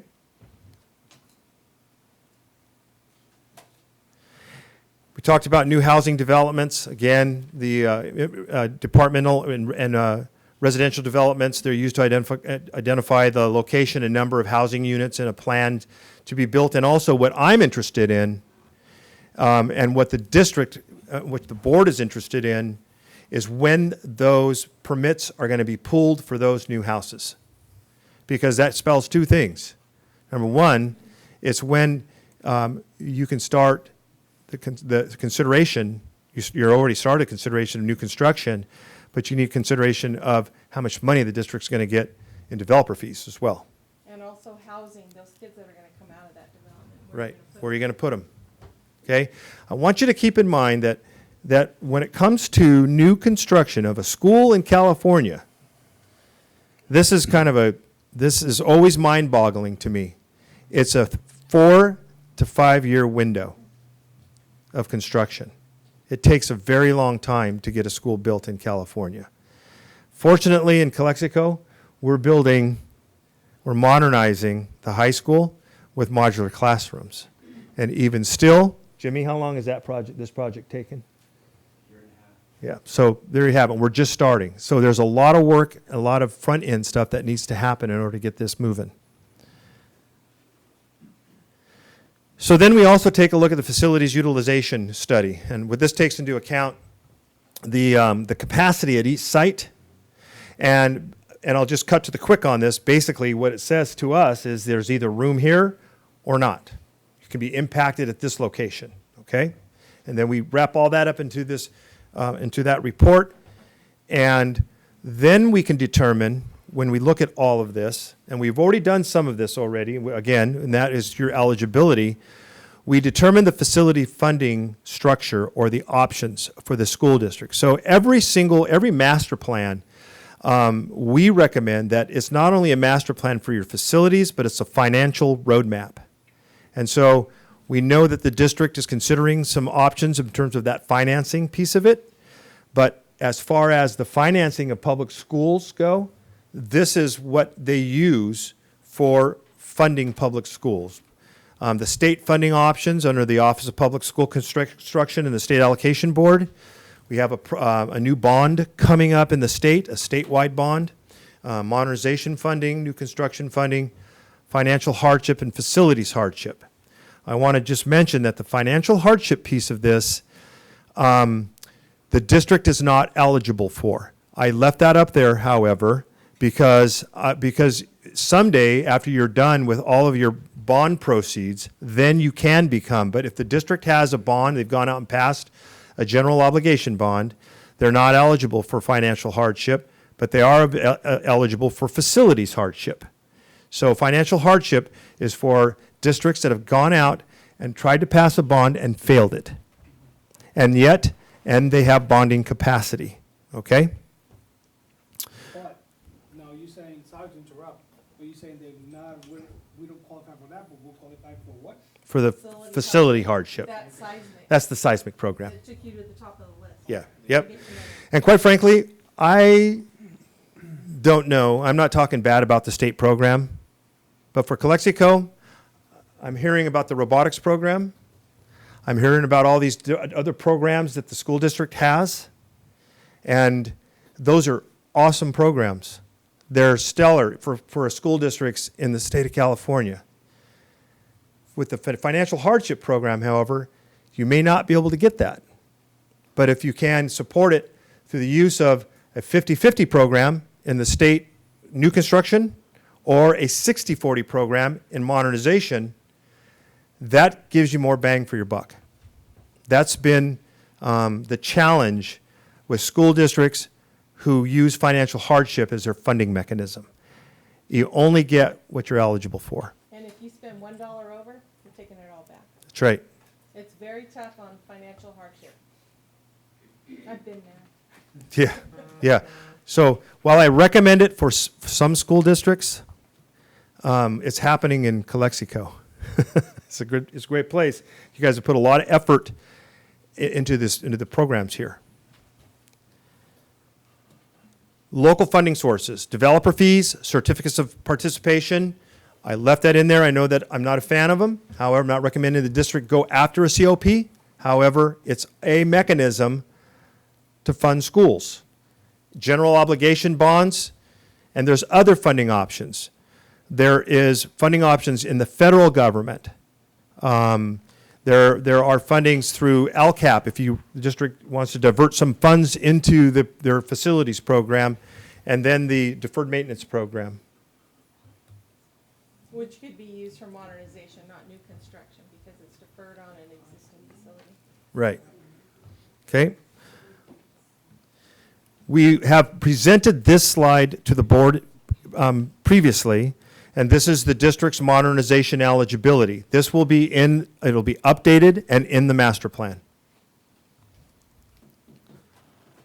This is the new construction eligibility. Once again, this will be updated and in the master plan as part of your financial roadmap.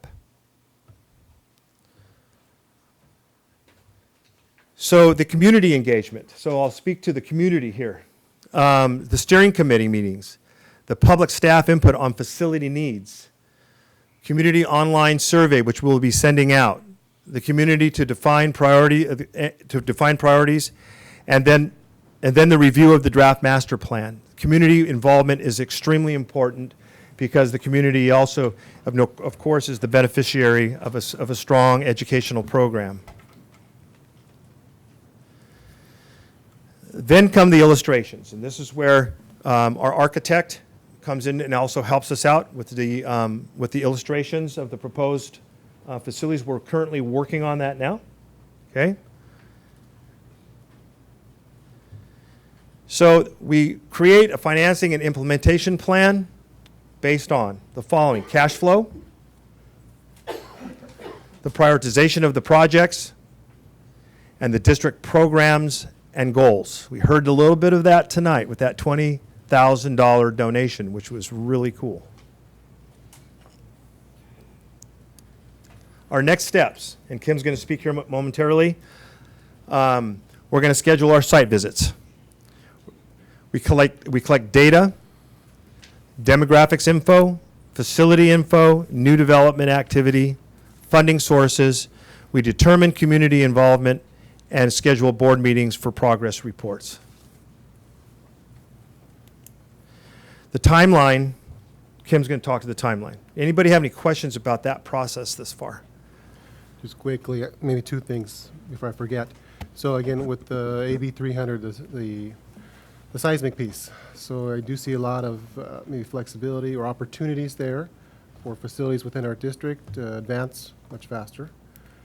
The other mention was committees, certainly community committees, and there might be the thought of a board subcommittee with all the facility projects that are going on. Thank you. To have that subcommittee help expedite some of these Please, activities yes. as it comes to the board. Yes, we need everybody's help, yeah, on this, absolutely, and we want to expedite this. That might You be- know, I'm looking at approximately a year for a master plan. We want to try to bring this down, you know, to 6, 7, 8 months of probably, and I can't commit to that because of the responsiveness that I get from some of the agencies on this.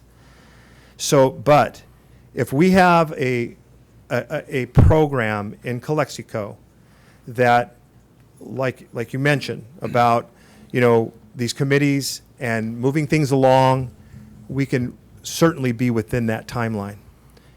Yes, So again, absolutely. subcommittee might be something we can talk about. Essentially, maybe 2 representatives from the board sitting on Yeah. the committee with the rest of the community that would approve a lot of these activities, come to the board, and it's already been hashed out. Correct. Right, correct? That is absolutely right.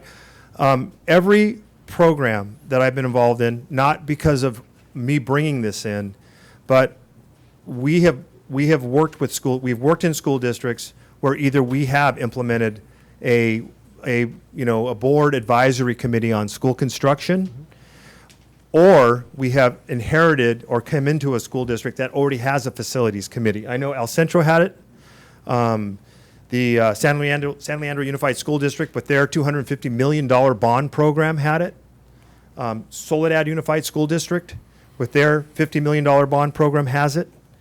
And that committee is an essential component of bringing things to the board.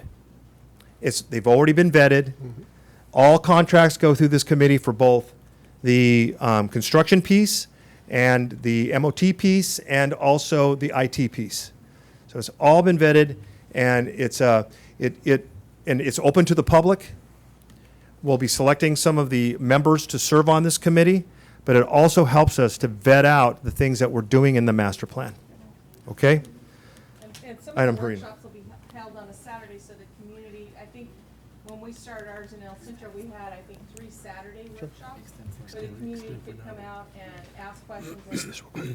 Go ahead. Oh, Can I just, real quick, sorry Yeah. to interrupt you real quick, we got to make a motion to extend for an hour? There's a motion by Mr. Alvarado, second by? Oh, Second. 1 hour? Well, You want I'll be more? done in 5 minutes. that's We won't. longer, but so your motion was for an hour?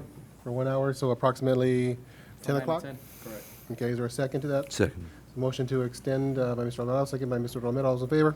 Aye. Aye. Motion passes 4-0. Thank you. Yeah, so the outline that I just presented, that is the process essentially. The timeline for this, if I may, I'll go through this very quickly. Yes. Before you continue, you mentioned something about developer fees. Yes. I know there's been a controversy regarding our developer fees. What happens if we lower our developer fees? the state will take it out of your part, and you'll have to pay more. They're mandated by the state. That's right. So if you decide that instead of the full fees that you're entitled to, that you want to give everybody a break, then the state's going to say the difference between what you should have charged and what you did charge is going to be on your back. They're not going to fund it all the way.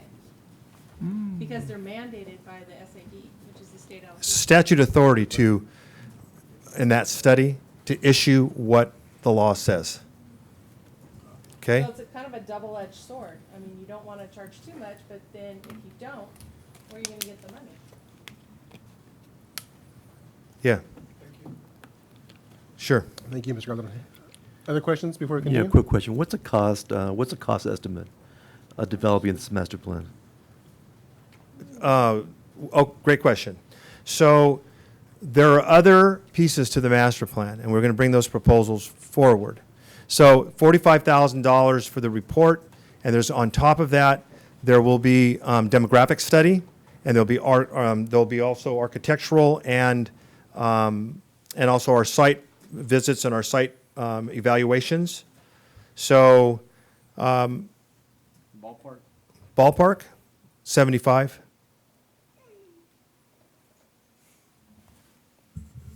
Is that something that everybody pays when they do something like this? So I was in a board meeting at the Aroma San Juan Unified School District in the Valley, in California Valley, Central Coast.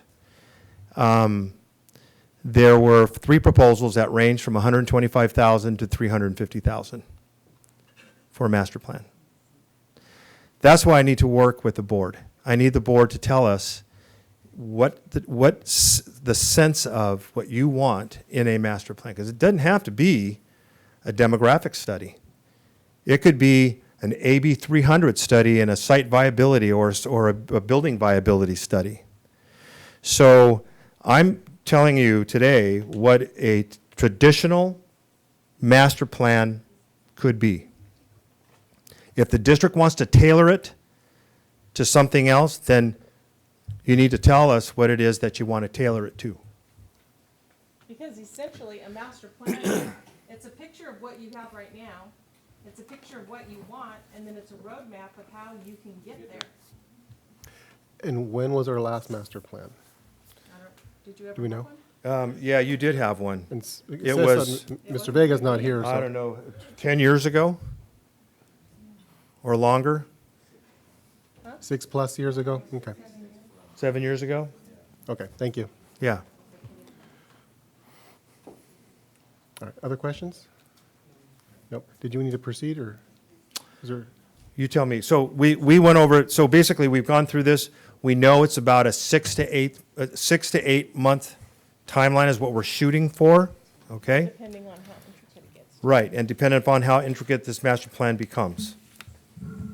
We do know that what we're proposing at this point, in November, December 2020, 2021, 2020.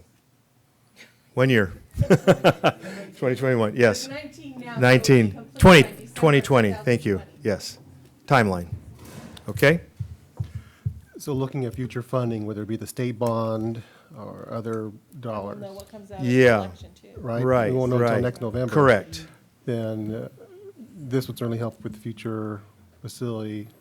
Yeah, we got to see what Planning comes out of this discussion. new bond. Yeah. Yeah, so, you know, the vote on this new bond is going to be important for the future of the state program.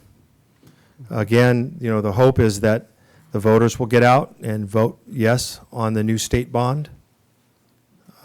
So that is very, very important, because that really hinges, a lot of school districts are relying on that program for their facility funding. Which would require the master plan and districts to be ready. Correct. The state requires in the application process to either have a master plan that's done within the last 5 years, or a facility needs analysis, or a developer fee justification study in order to participate in the program. It's cumbersome. It's complicated. Other questions from the board? No. We're asking for direction to move forward, or are we going to bring it back? We'll bring it back, yeah. Okay. Yep. So we're going to go ahead, what we're going to be doing is starting up with our committees and getting moving here, okay? Thank you. Thank you very much. Thank you, Mr. Dominguez, Ms. Desert. Thank you. All right. I was thinking of my mother-in-law. All right. So that was our measure J2, measure re-update and facility master plan. This time we'll move on to item J3, association comments. Let's begin with ACT. ACT, seeing none. Well, let's go on to CSEA. Any comments?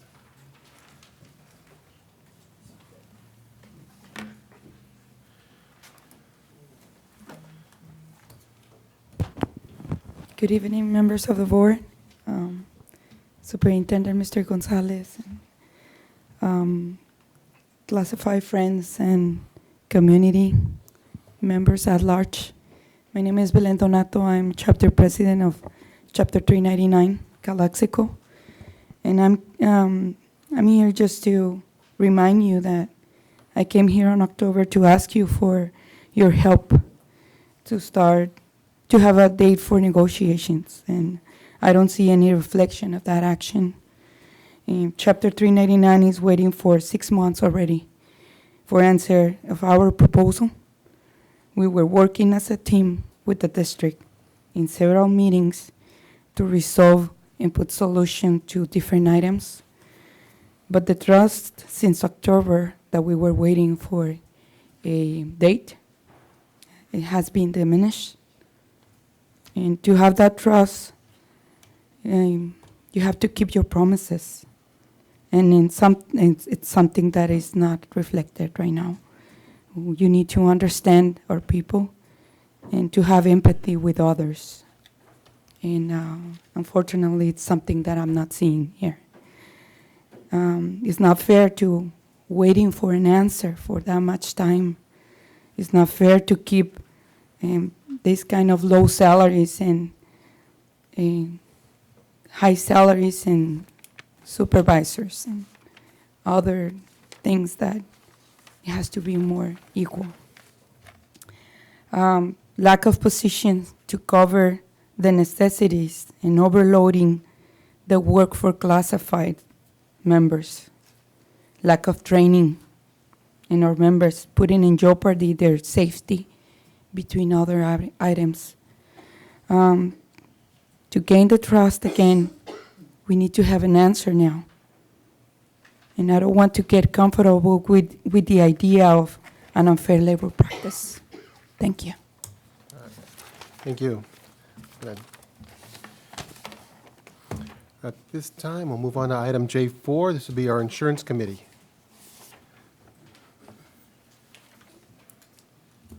Board of Trustees, Superintendent Gonzalez, members of the community, staff. Just wanted to report out, we had a meeting just this week. The 20th was our second meeting and was very successful. Started with, I'm going to share 4 points and then our next date. But started off with just any open questions or concerns about any claims or services or anything related to our insurance, our health insurance, dental, and vision. And there were a few general questions. That was it was just very nice to be able to bring those and talk about those and have Julie Wavar just look into those and get back to us. So that was just a welcome piece of our insurance committee meeting that we didn't have at the first meeting. I mentioned last time that we heard from a CISC program and VIBA program. At this meeting, we decided to hear from a California Valued Trust program as well. So that's going to come back to our next meeting to hear. So that'll be a third insurance system that we'll be able to hear from in looking at options. One thing we talked about this time is that the third week in February is where we will have all of the marketing rates from all companies side by side. So we were wondering when we're going to start seeing the costs and those. And Keenan starts working with companies in December to start putting those proposals together. But by February, we'll have some of their final offers and see those side by side as we go forward. We're having an Insurance 101, kind of a little class, if you will, on insurance basics, and we're going to have that at our next meeting. And that meeting is going to be December 17th. So we're looking forward to that. And remember, these meetings, we have ACT, we have CSEA, confidential and management employees in these meetings, so it covers all employee groups. So, any questions? Seeing none? No. Thank you. Thank you. ROP committee. Mr. Lorenzo Calderon's not here, so I imagine there's no report. Safety committee. Good evening. Our second district committee was held on November 14. I was not present at that meeting, but I went ahead and debriefed with my team who presented who ran the meeting.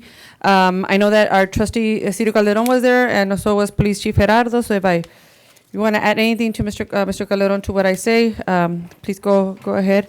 One of the things that we did is we debriefed about our shakedown procedures and how it went. So things that came up, and I'm going to go over the concerns that they addressed, is that they need to make sure that rosters are updated when they're exiting for the drills. They spoke about additional radios, and this week some of our radios came in. We had some LCAP funding reserved every year. So sites got different radios depending on their size. So some schools got 5, 6, high school got like 15 of them.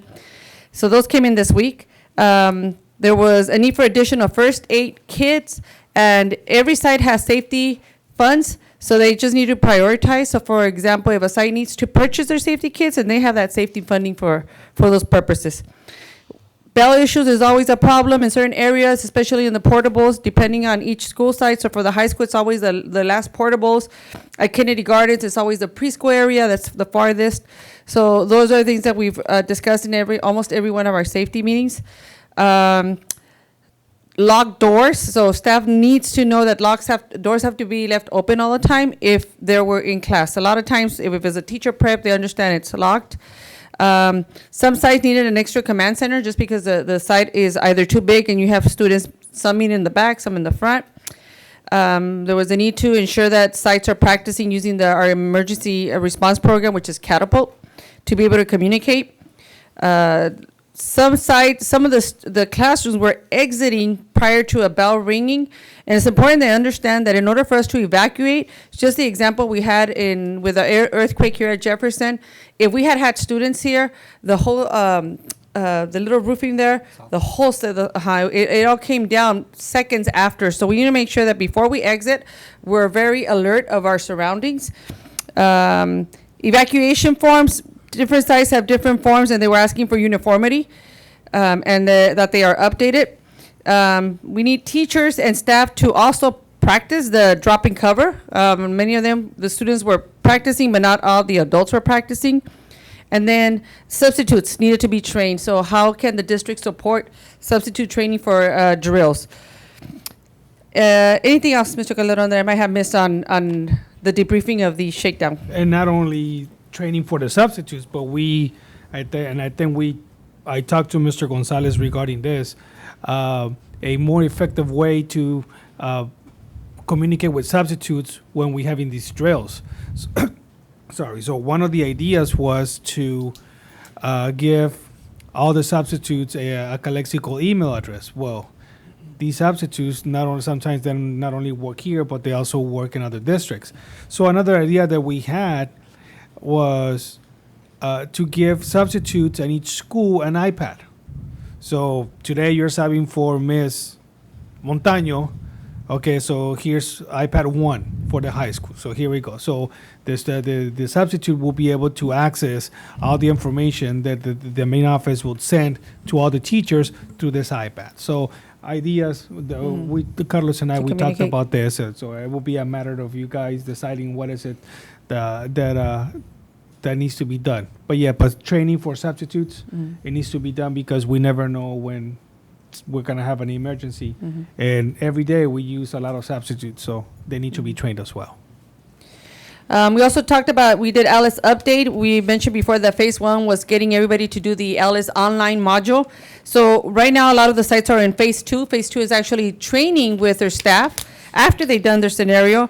And we all purchase supplies for the sites, so they have to practice scenarios with a Nerf gun and the little SpongeBob and the safety glasses. So some sites have been starting that procedure already. The third phase is training our students and training our parents. So we train our students and our parents simultaneously so our parents understand what Alice is all about. The Alice program just came out. They just launched a new program called Family and Community Awareness Program. So it's an additional price. It will be for us, it will be $2,000 for unlimited access to the community so that the community, not only our parents, but the community understands what Alice is about. And one of the comments that was made by Police Chief Gerardo is that he requested to be included in these family and community forums because he wants to recommend to our parents to be mentally prepared that an event may happen and to be ready to fight to survive. Because a lot of times the controversy is that our students should be fighting to survive, but we can no longer have our students on a lockdown hide in a corner and not be reactive to any scenario. Some of the concerns expressed throughout the meeting that were not necessarily in the agenda, but were nonetheless expressed, was the need for campus security before and after school hours, especially at the high school, for example. That's a huge campus and it's open after school for the different activities. For the elementary sites, there are no campus security, so they expressed a need for a campus security. And the other concerns, I believe came more for the secondary, is that many of our proctors are being used for other tasks instead of staying stationed and overseeing the area where they're assigned. Some teachers shared, those teachers that have common classrooms, the deadbolts in the middle. Right now, the classrooms are connected, but there's no lock to the door. So it says that we can just change it to deadbolts. In case an intruder comes through one door, then the other ones can still be safe and be able to evacuate. There were questions about how staff is made aware of custody and or court orders of students. So they talked about there's an alert system in our Synergy system already. And then our police chief, Gerardo, also talked about mandated reporting. And one of the things that he mentioned is that we make sure that our job is not to investigate. We don't question the student, because a lot of times the students report it to someone, they question, then they send it to the administrator, they question, the counselor comes in and they question, he goes, no, we don't investigate. Students opens up, tells you something, that's enough for you to do the report. So no investigating the children. We also went over the new requirements. There were about 5 or 6 things that changed in the Comprehensive Safety School Plan, and so we informed our different sites. Police chief does have all the safety plans, because I emailed them the ones from last year, but he did tell them to, once they start updating their new plans, just email them to him, and any questions they have, he'll be responding to them. They do have to submit the approved by their school site council prior to January 30th, because our February meeting, we only have one, it's at the beginning, and these have to be approved before March 1st. And then we also had, we did have a student representative at this time. We had asked our high school to bring some of our students, and he also expressed some concerns regarding situations at the high school that we will be addressing. Our next meeting is scheduled for January the 10th. Is the SRO part of the school safety committees? He does come sometimes. The high school has about 5 representatives already. Do they review the school safety plans? I don't know if he's a part of the team that helps. I'm not sure. At least to review at the final. Yeah. I don't know. I'll have to find out. But I know that we have, for example, we have Mr. Davies from experience in law enforcement. We have the commander, Victor, who's part of the safety committee too. And I'm pretty sure the SRO is also part of it, because the SRO actually came and did an ALICE training to our safety committee one time. So I'll make sure that I ask the high school to see if he's reviewing the plan too. Thank you. Mm-hmm. Thank you. Let's go on to item J5. This would be accounts payable pre-list. Any questions? No, I don't have any. No? Nope. Okay, seeing none. Let's move on to item J6. This will be board reports. These are informational reports by board members. No action is taken. Mr. Calderon. Good evening, everybody. Thanks for coming to our meeting. First of all, congratulations to all the students, especially in this case, congratulations to our IVL champions and winners, because it shows, like I said earlier today, it shows when they win, when they do a good job, they make Calexico stand out. So congratulations to all those students. Congratulations to the students of the month and staff that was recognized as well. Congratulations.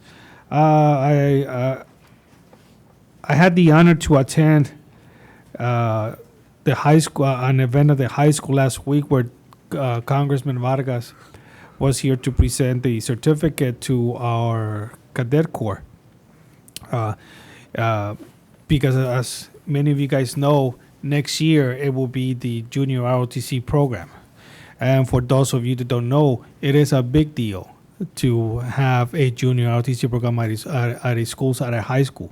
Not every high school has one. Mm-hmm. It takes a lot of time. It takes a lot of preparation to the Navy, well, in this case, the Navy, to come and give this to us. So I wish somebody from the high school would be here right now so I could say congratulations, but please relay the message. Congressman Vargas did a very good job in talking to those students. I was also at the safety meeting, and I was glad to see members of the of our schools, but I would like for the principals to be at those meetings, because they are ultimately, they're in charge of their schools, not anybody else. And ultimately, they are the ones that will be responsible if something happens at the school. Not the teacher in charge, or not the counselor in charge, or not the AP. But the principal is the one that is going to be responsible if something happens. So, happy Thanksgiving next week. Take care of yourselves and be with your family. And that's all I have to say. Okay, thank you. So, Mr. Alvarado? Real quick, just want to thank everybody for being here. I especially want to congratulate the girls cross country team for doing it 2 years in a row. It's a hard feat in itself. That shows a lot of character, not only from the coaches, but also from our students. I also want to thank the IID for their contribution to our robotics team, and for our students that were here present also as well.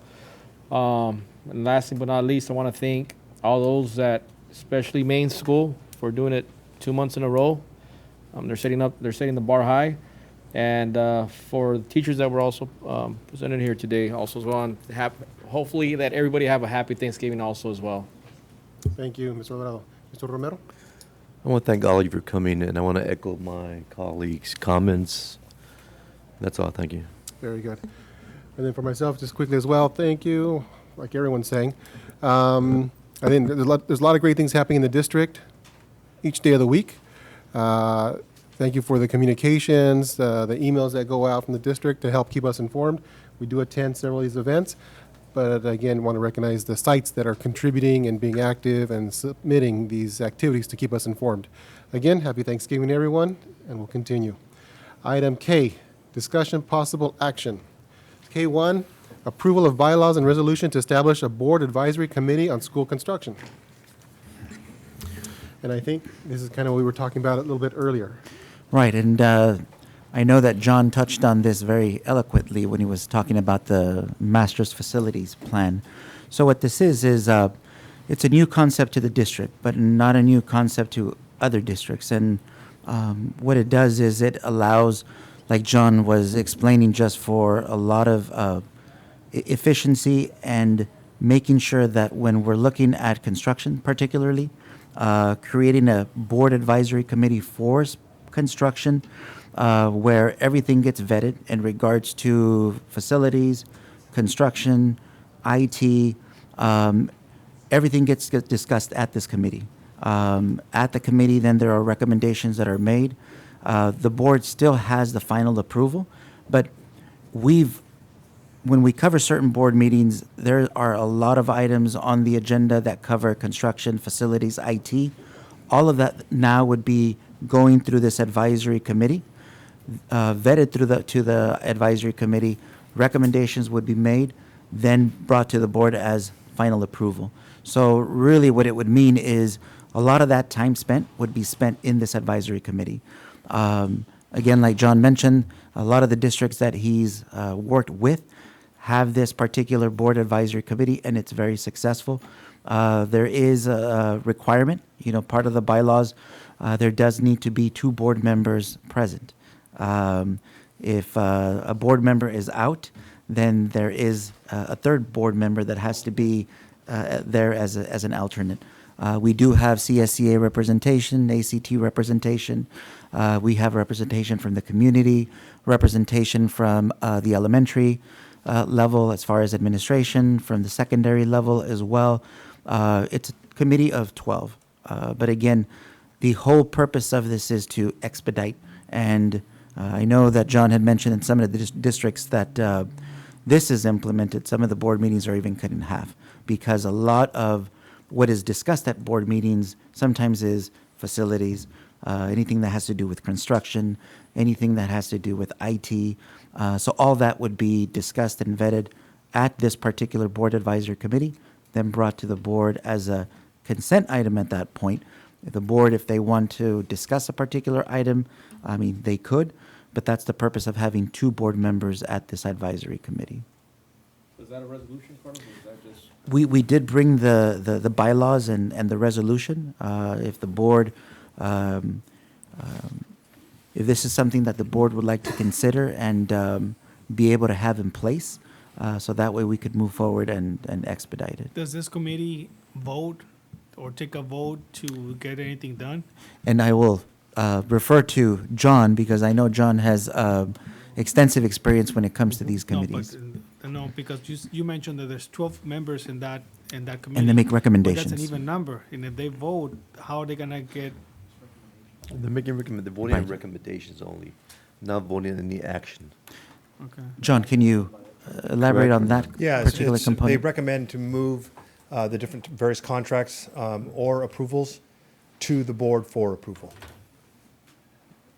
How many So, districts? if we have a contract for, like tonight, for example, we have a change order to a project, right? We explain what that change order includes. What's the purpose of the change order? That change order then would be approved by that committee to move forward to the board for approval. It could also be that the board wants, or the committee wants more information before it goes to the board. So in other words, it's vetted. That's right, before it comes absolutely, to- vetted before. Okay. Yep. How many districts in Imperial Valley have this board or this committee? Kim? We had a facilities committee that was pretty much the same type of thing in El Centro, and it saved a lot of time because by the time I got to the board, you had 2 board members who were well versed in construction. I don't know if Mike was ever on the committee, but it just, I guess it added a little more information to the board that one of your peers from the board had already looked at it and asked a lot of questions. Yeah, but when you have 12 members of a committee for the community, I think that's just. You're lucky if you get 6 people to show up to every meeting. Exactly. What's a quorum? Is there a quorum requirement? There's bylaws. So I don't know if you need a quorum. It's advisory. I want to say the district had one years ago, subcommittee. Mm-hmm. It's effective for school districts that have a bond program. I'm already on the safety committee, so I'm out. Well, so right now, I believe it's just, the item is to approve the bylaws, and then it's a resolution to establish. We're not selecting people tonight. And we would want to have the full board here for that. You know, I believe any of us could do a good job on that committee, so. But the action item is for approval of bylaws and the resolution to establish. Right. Is there any other discussion? No. So I'll entertain a motion to approve, and then we'll do the resolution vote. Motion to approve K1 So moved. by Mr. Romero, second. Second by Mr. Alvarado. All those in favor? Aye. Aye, aye. Let's do resolution votes. Resolution to establish advisory committee for school construction. Mr. Calderon? Ciro? Aye. Mr. Alvarado? Aye. Mr. Romero? Aye. Myself, aye. For the resolution, we don't have to make a motion to approve it. It's already been We approved did with that the other right one? All right, perfect. All right. Let's go on to item L, action items. This will be consideration and action approval of the following items. L1, agreement between the Calexico Unified School District and Oakview Constructors, Inc. for the Calexico High School modular building site and modular building improvement project. I move to approve. Second. So motion by Mr. Romero, a second by Mr. Alvarado. And I think just my comment, we saw this at the last meeting. I think we were missing the attachment. So we want to make sure we do it the right way. So we have it tonight again with the attachments, just to relieve any questions. Okay, there's a motion by Mr. Romero, second by Mr. Alvarado. Any discussion? I'll call for the question. All those in favor? Aye. Aye, motion passes 4-0. Item L2, agreement between the Calexico Unified School District and Hoofland Mifflin Harcourt to conduct a pilot of their next generation science standards curriculum for grades 7 and 8. So moved. Motion by Mr. Alvarado, Second. second by Mr. Romero. Discussion? All those in favor? Aye. Aye, motion passes 4-0. L3, agreement between the Calexico Unified School District and 806 Technologies for their use of Title I crate to store documents for compliance monitoring. So move to approve. Motion by Mr. Romero, Second. second by Mr. Ciro Calderon. Any discussion? All those in favor? Aye. Aye, motion passes 4-0. Item L4, agreement between the Calexico Unified School District and Crystal Chavez for professional development services for a series of professional development days on social emotional learning. Carlos, who's this? So for L4, what this is to provide education, well, provide training specifically on the social emotional learning to the educational technology academies. And so those include, for example, the K2 one-to-one that are doing the iPads. It includes the fourth grade that use the Chromebooks. You're doing L5. Oh. L4. L4. L4. It is. Yeah, Yeah, it is. that's the one, yeah. But I thought it was for social emotional learning. Well, it is. But what happens is this particular training, it does encompass in that particular part of the training, social emotional component as well. And it is provided specifically for all the programs that we're having one-to-one academies on, and also the sixth grade one-to-one MAC program that we currently have in the district. Other questions, discussion?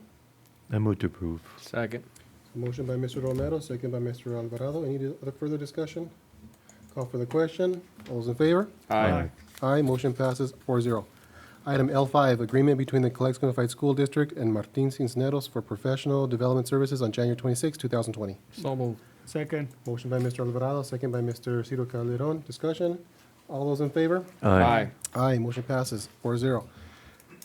Item L6, this is a memorandum of understanding between the Heffernan Memorial Healthcare District and Calexico Unified School District for distribution of health-related program information. So moved. Second. Motion by Mr. Alvarado, second by Mr. Calderon.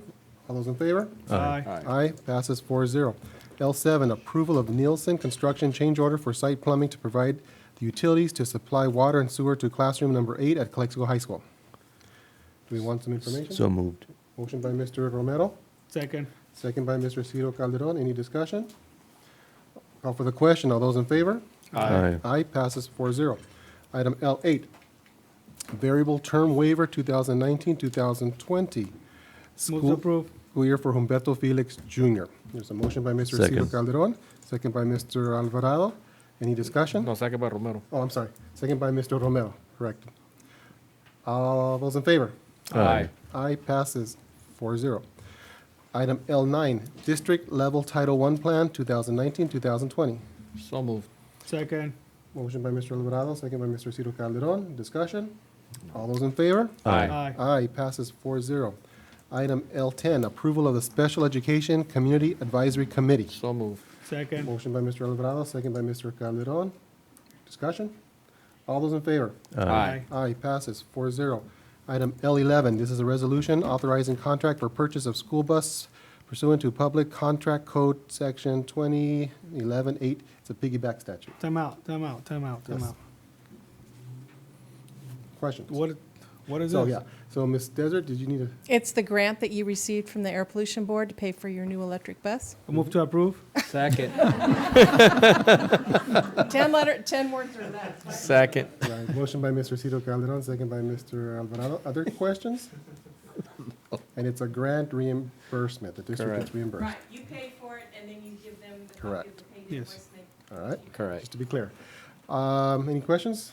All those in favor? Aye. Aye. Aye, passes 4-0. Hold on. Oh, I'm sorry, that's a That's resolution. resolution. Thank you. Mr. Calderon? Aye. Mr. Alvarado? Aye. Mr. Romero? Aye. And myself, aye. Item L12, resolution regarding disposition of surplus asset, non-asset student furniture, refrigerators at Mains Elementary. So moved. So motion by Second. Mr. Alvarado, second by Mr. Romero. All those in favor? Then we'll do This res- resolution.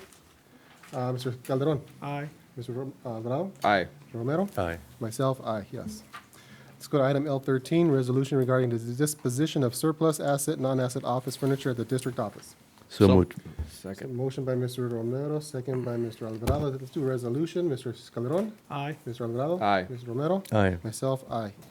L14, resolution regarding the disposition of surplus asset, non-asset technology equipment at Mains Elementary School. So moved. Motion by Mr. Alvarado, Second. second by Mr. Calderon. Resolution, Mr. Ciro, Aye. Mr. Alvarado, Aye. Mr. Romero, Aye. myself, yes, aye. L15, resolution regarding the disposition of surplus asset, non-asset kitchen equipment at Enrique Camarena Junior High. So moved. Motion by Mr. Alvarado, Second. second by Mr. Calderon. Resolution vote here, Mr. Calderon, Aye. Mr. Alvarado. Aye. Mr. Romero, Aye. myself, aye, yes. L16, resolution regarding the disposition of surplus asset, non-asset technology equipment at Calexico High School ninth grade campus. So moved. Motion by Mr. Alvarado, Second. second by Mr. Romero. Resolution, Mr. Calderon? Aye. Mr. Alvarado? Aye. Mr. Romero? Aye. Myself, yes. I-11, sorry. Yeah. Wrong page. L17, resolution awarding the bid and contracts for fleet vehicles. Hold on. Discussion, sir. Are you need backup information? Yeah. I Some wish information, Mr. Vega Mr. was here. Gonzalez? but- Right, so one of the things that we're doing in the district that was recommended that the board approved was the Joe Dixon report. And so part of that was to create teams, specifically when it came to grounds. So that way there wasn't grounds assigned to every single school site, but we would create teams of 3 or 4. So with that, we are looking at an implementation date of January. And so we're also looking at moving forward with these teams as was part of the recommendation. I emailed a few times the action plan to the board as well, which includes one of those being the purchase of 4 250 vehicles. So we did go for an RFP, and the only company that submitted was Robinson Ford. And so the reason these vehicles are F-250s is they're Super Crew. And so in those Super Crews, there's going to be 3 or 4 grounds that are going to be using them. Not only that, but they are going to be loading them with equipment as well. Because as they're moving from site to site, they need to take all their equipment in regards to lawnmowers, weeders, and weed eaters, and blowers, whatever it is that they may need. So that is the recommendation. Again, it is part of the action plan. It is No. it is part of the action plan that was presented. And again, it has gone out to RFP, and the only bid, company that bid in this case is Robinson Ford. I move to approve. Second. A motion by Mr. Cito Calderon, second by Mr. Romero. Any other discussion? Seeing none, this is resolution as well. Mr. Cito? Aye. Mr. Alvarado? Aye. Mr. Romero? Aye. Myself, aye. Item L18, first reading of the revised board policy 9110, terms of office. So moved. Second. Motion by Mr. Alvarado, second by Mr. Romero. Discussion? All those in favor? Aye. Aye. Passes 4-0. At this time, we're hitting employment reports. The board will reconvene into closed session for further discussion, then come back out soon, hopefully, I hope so. before 10. Soon. ¿No quedaron más ham dinners?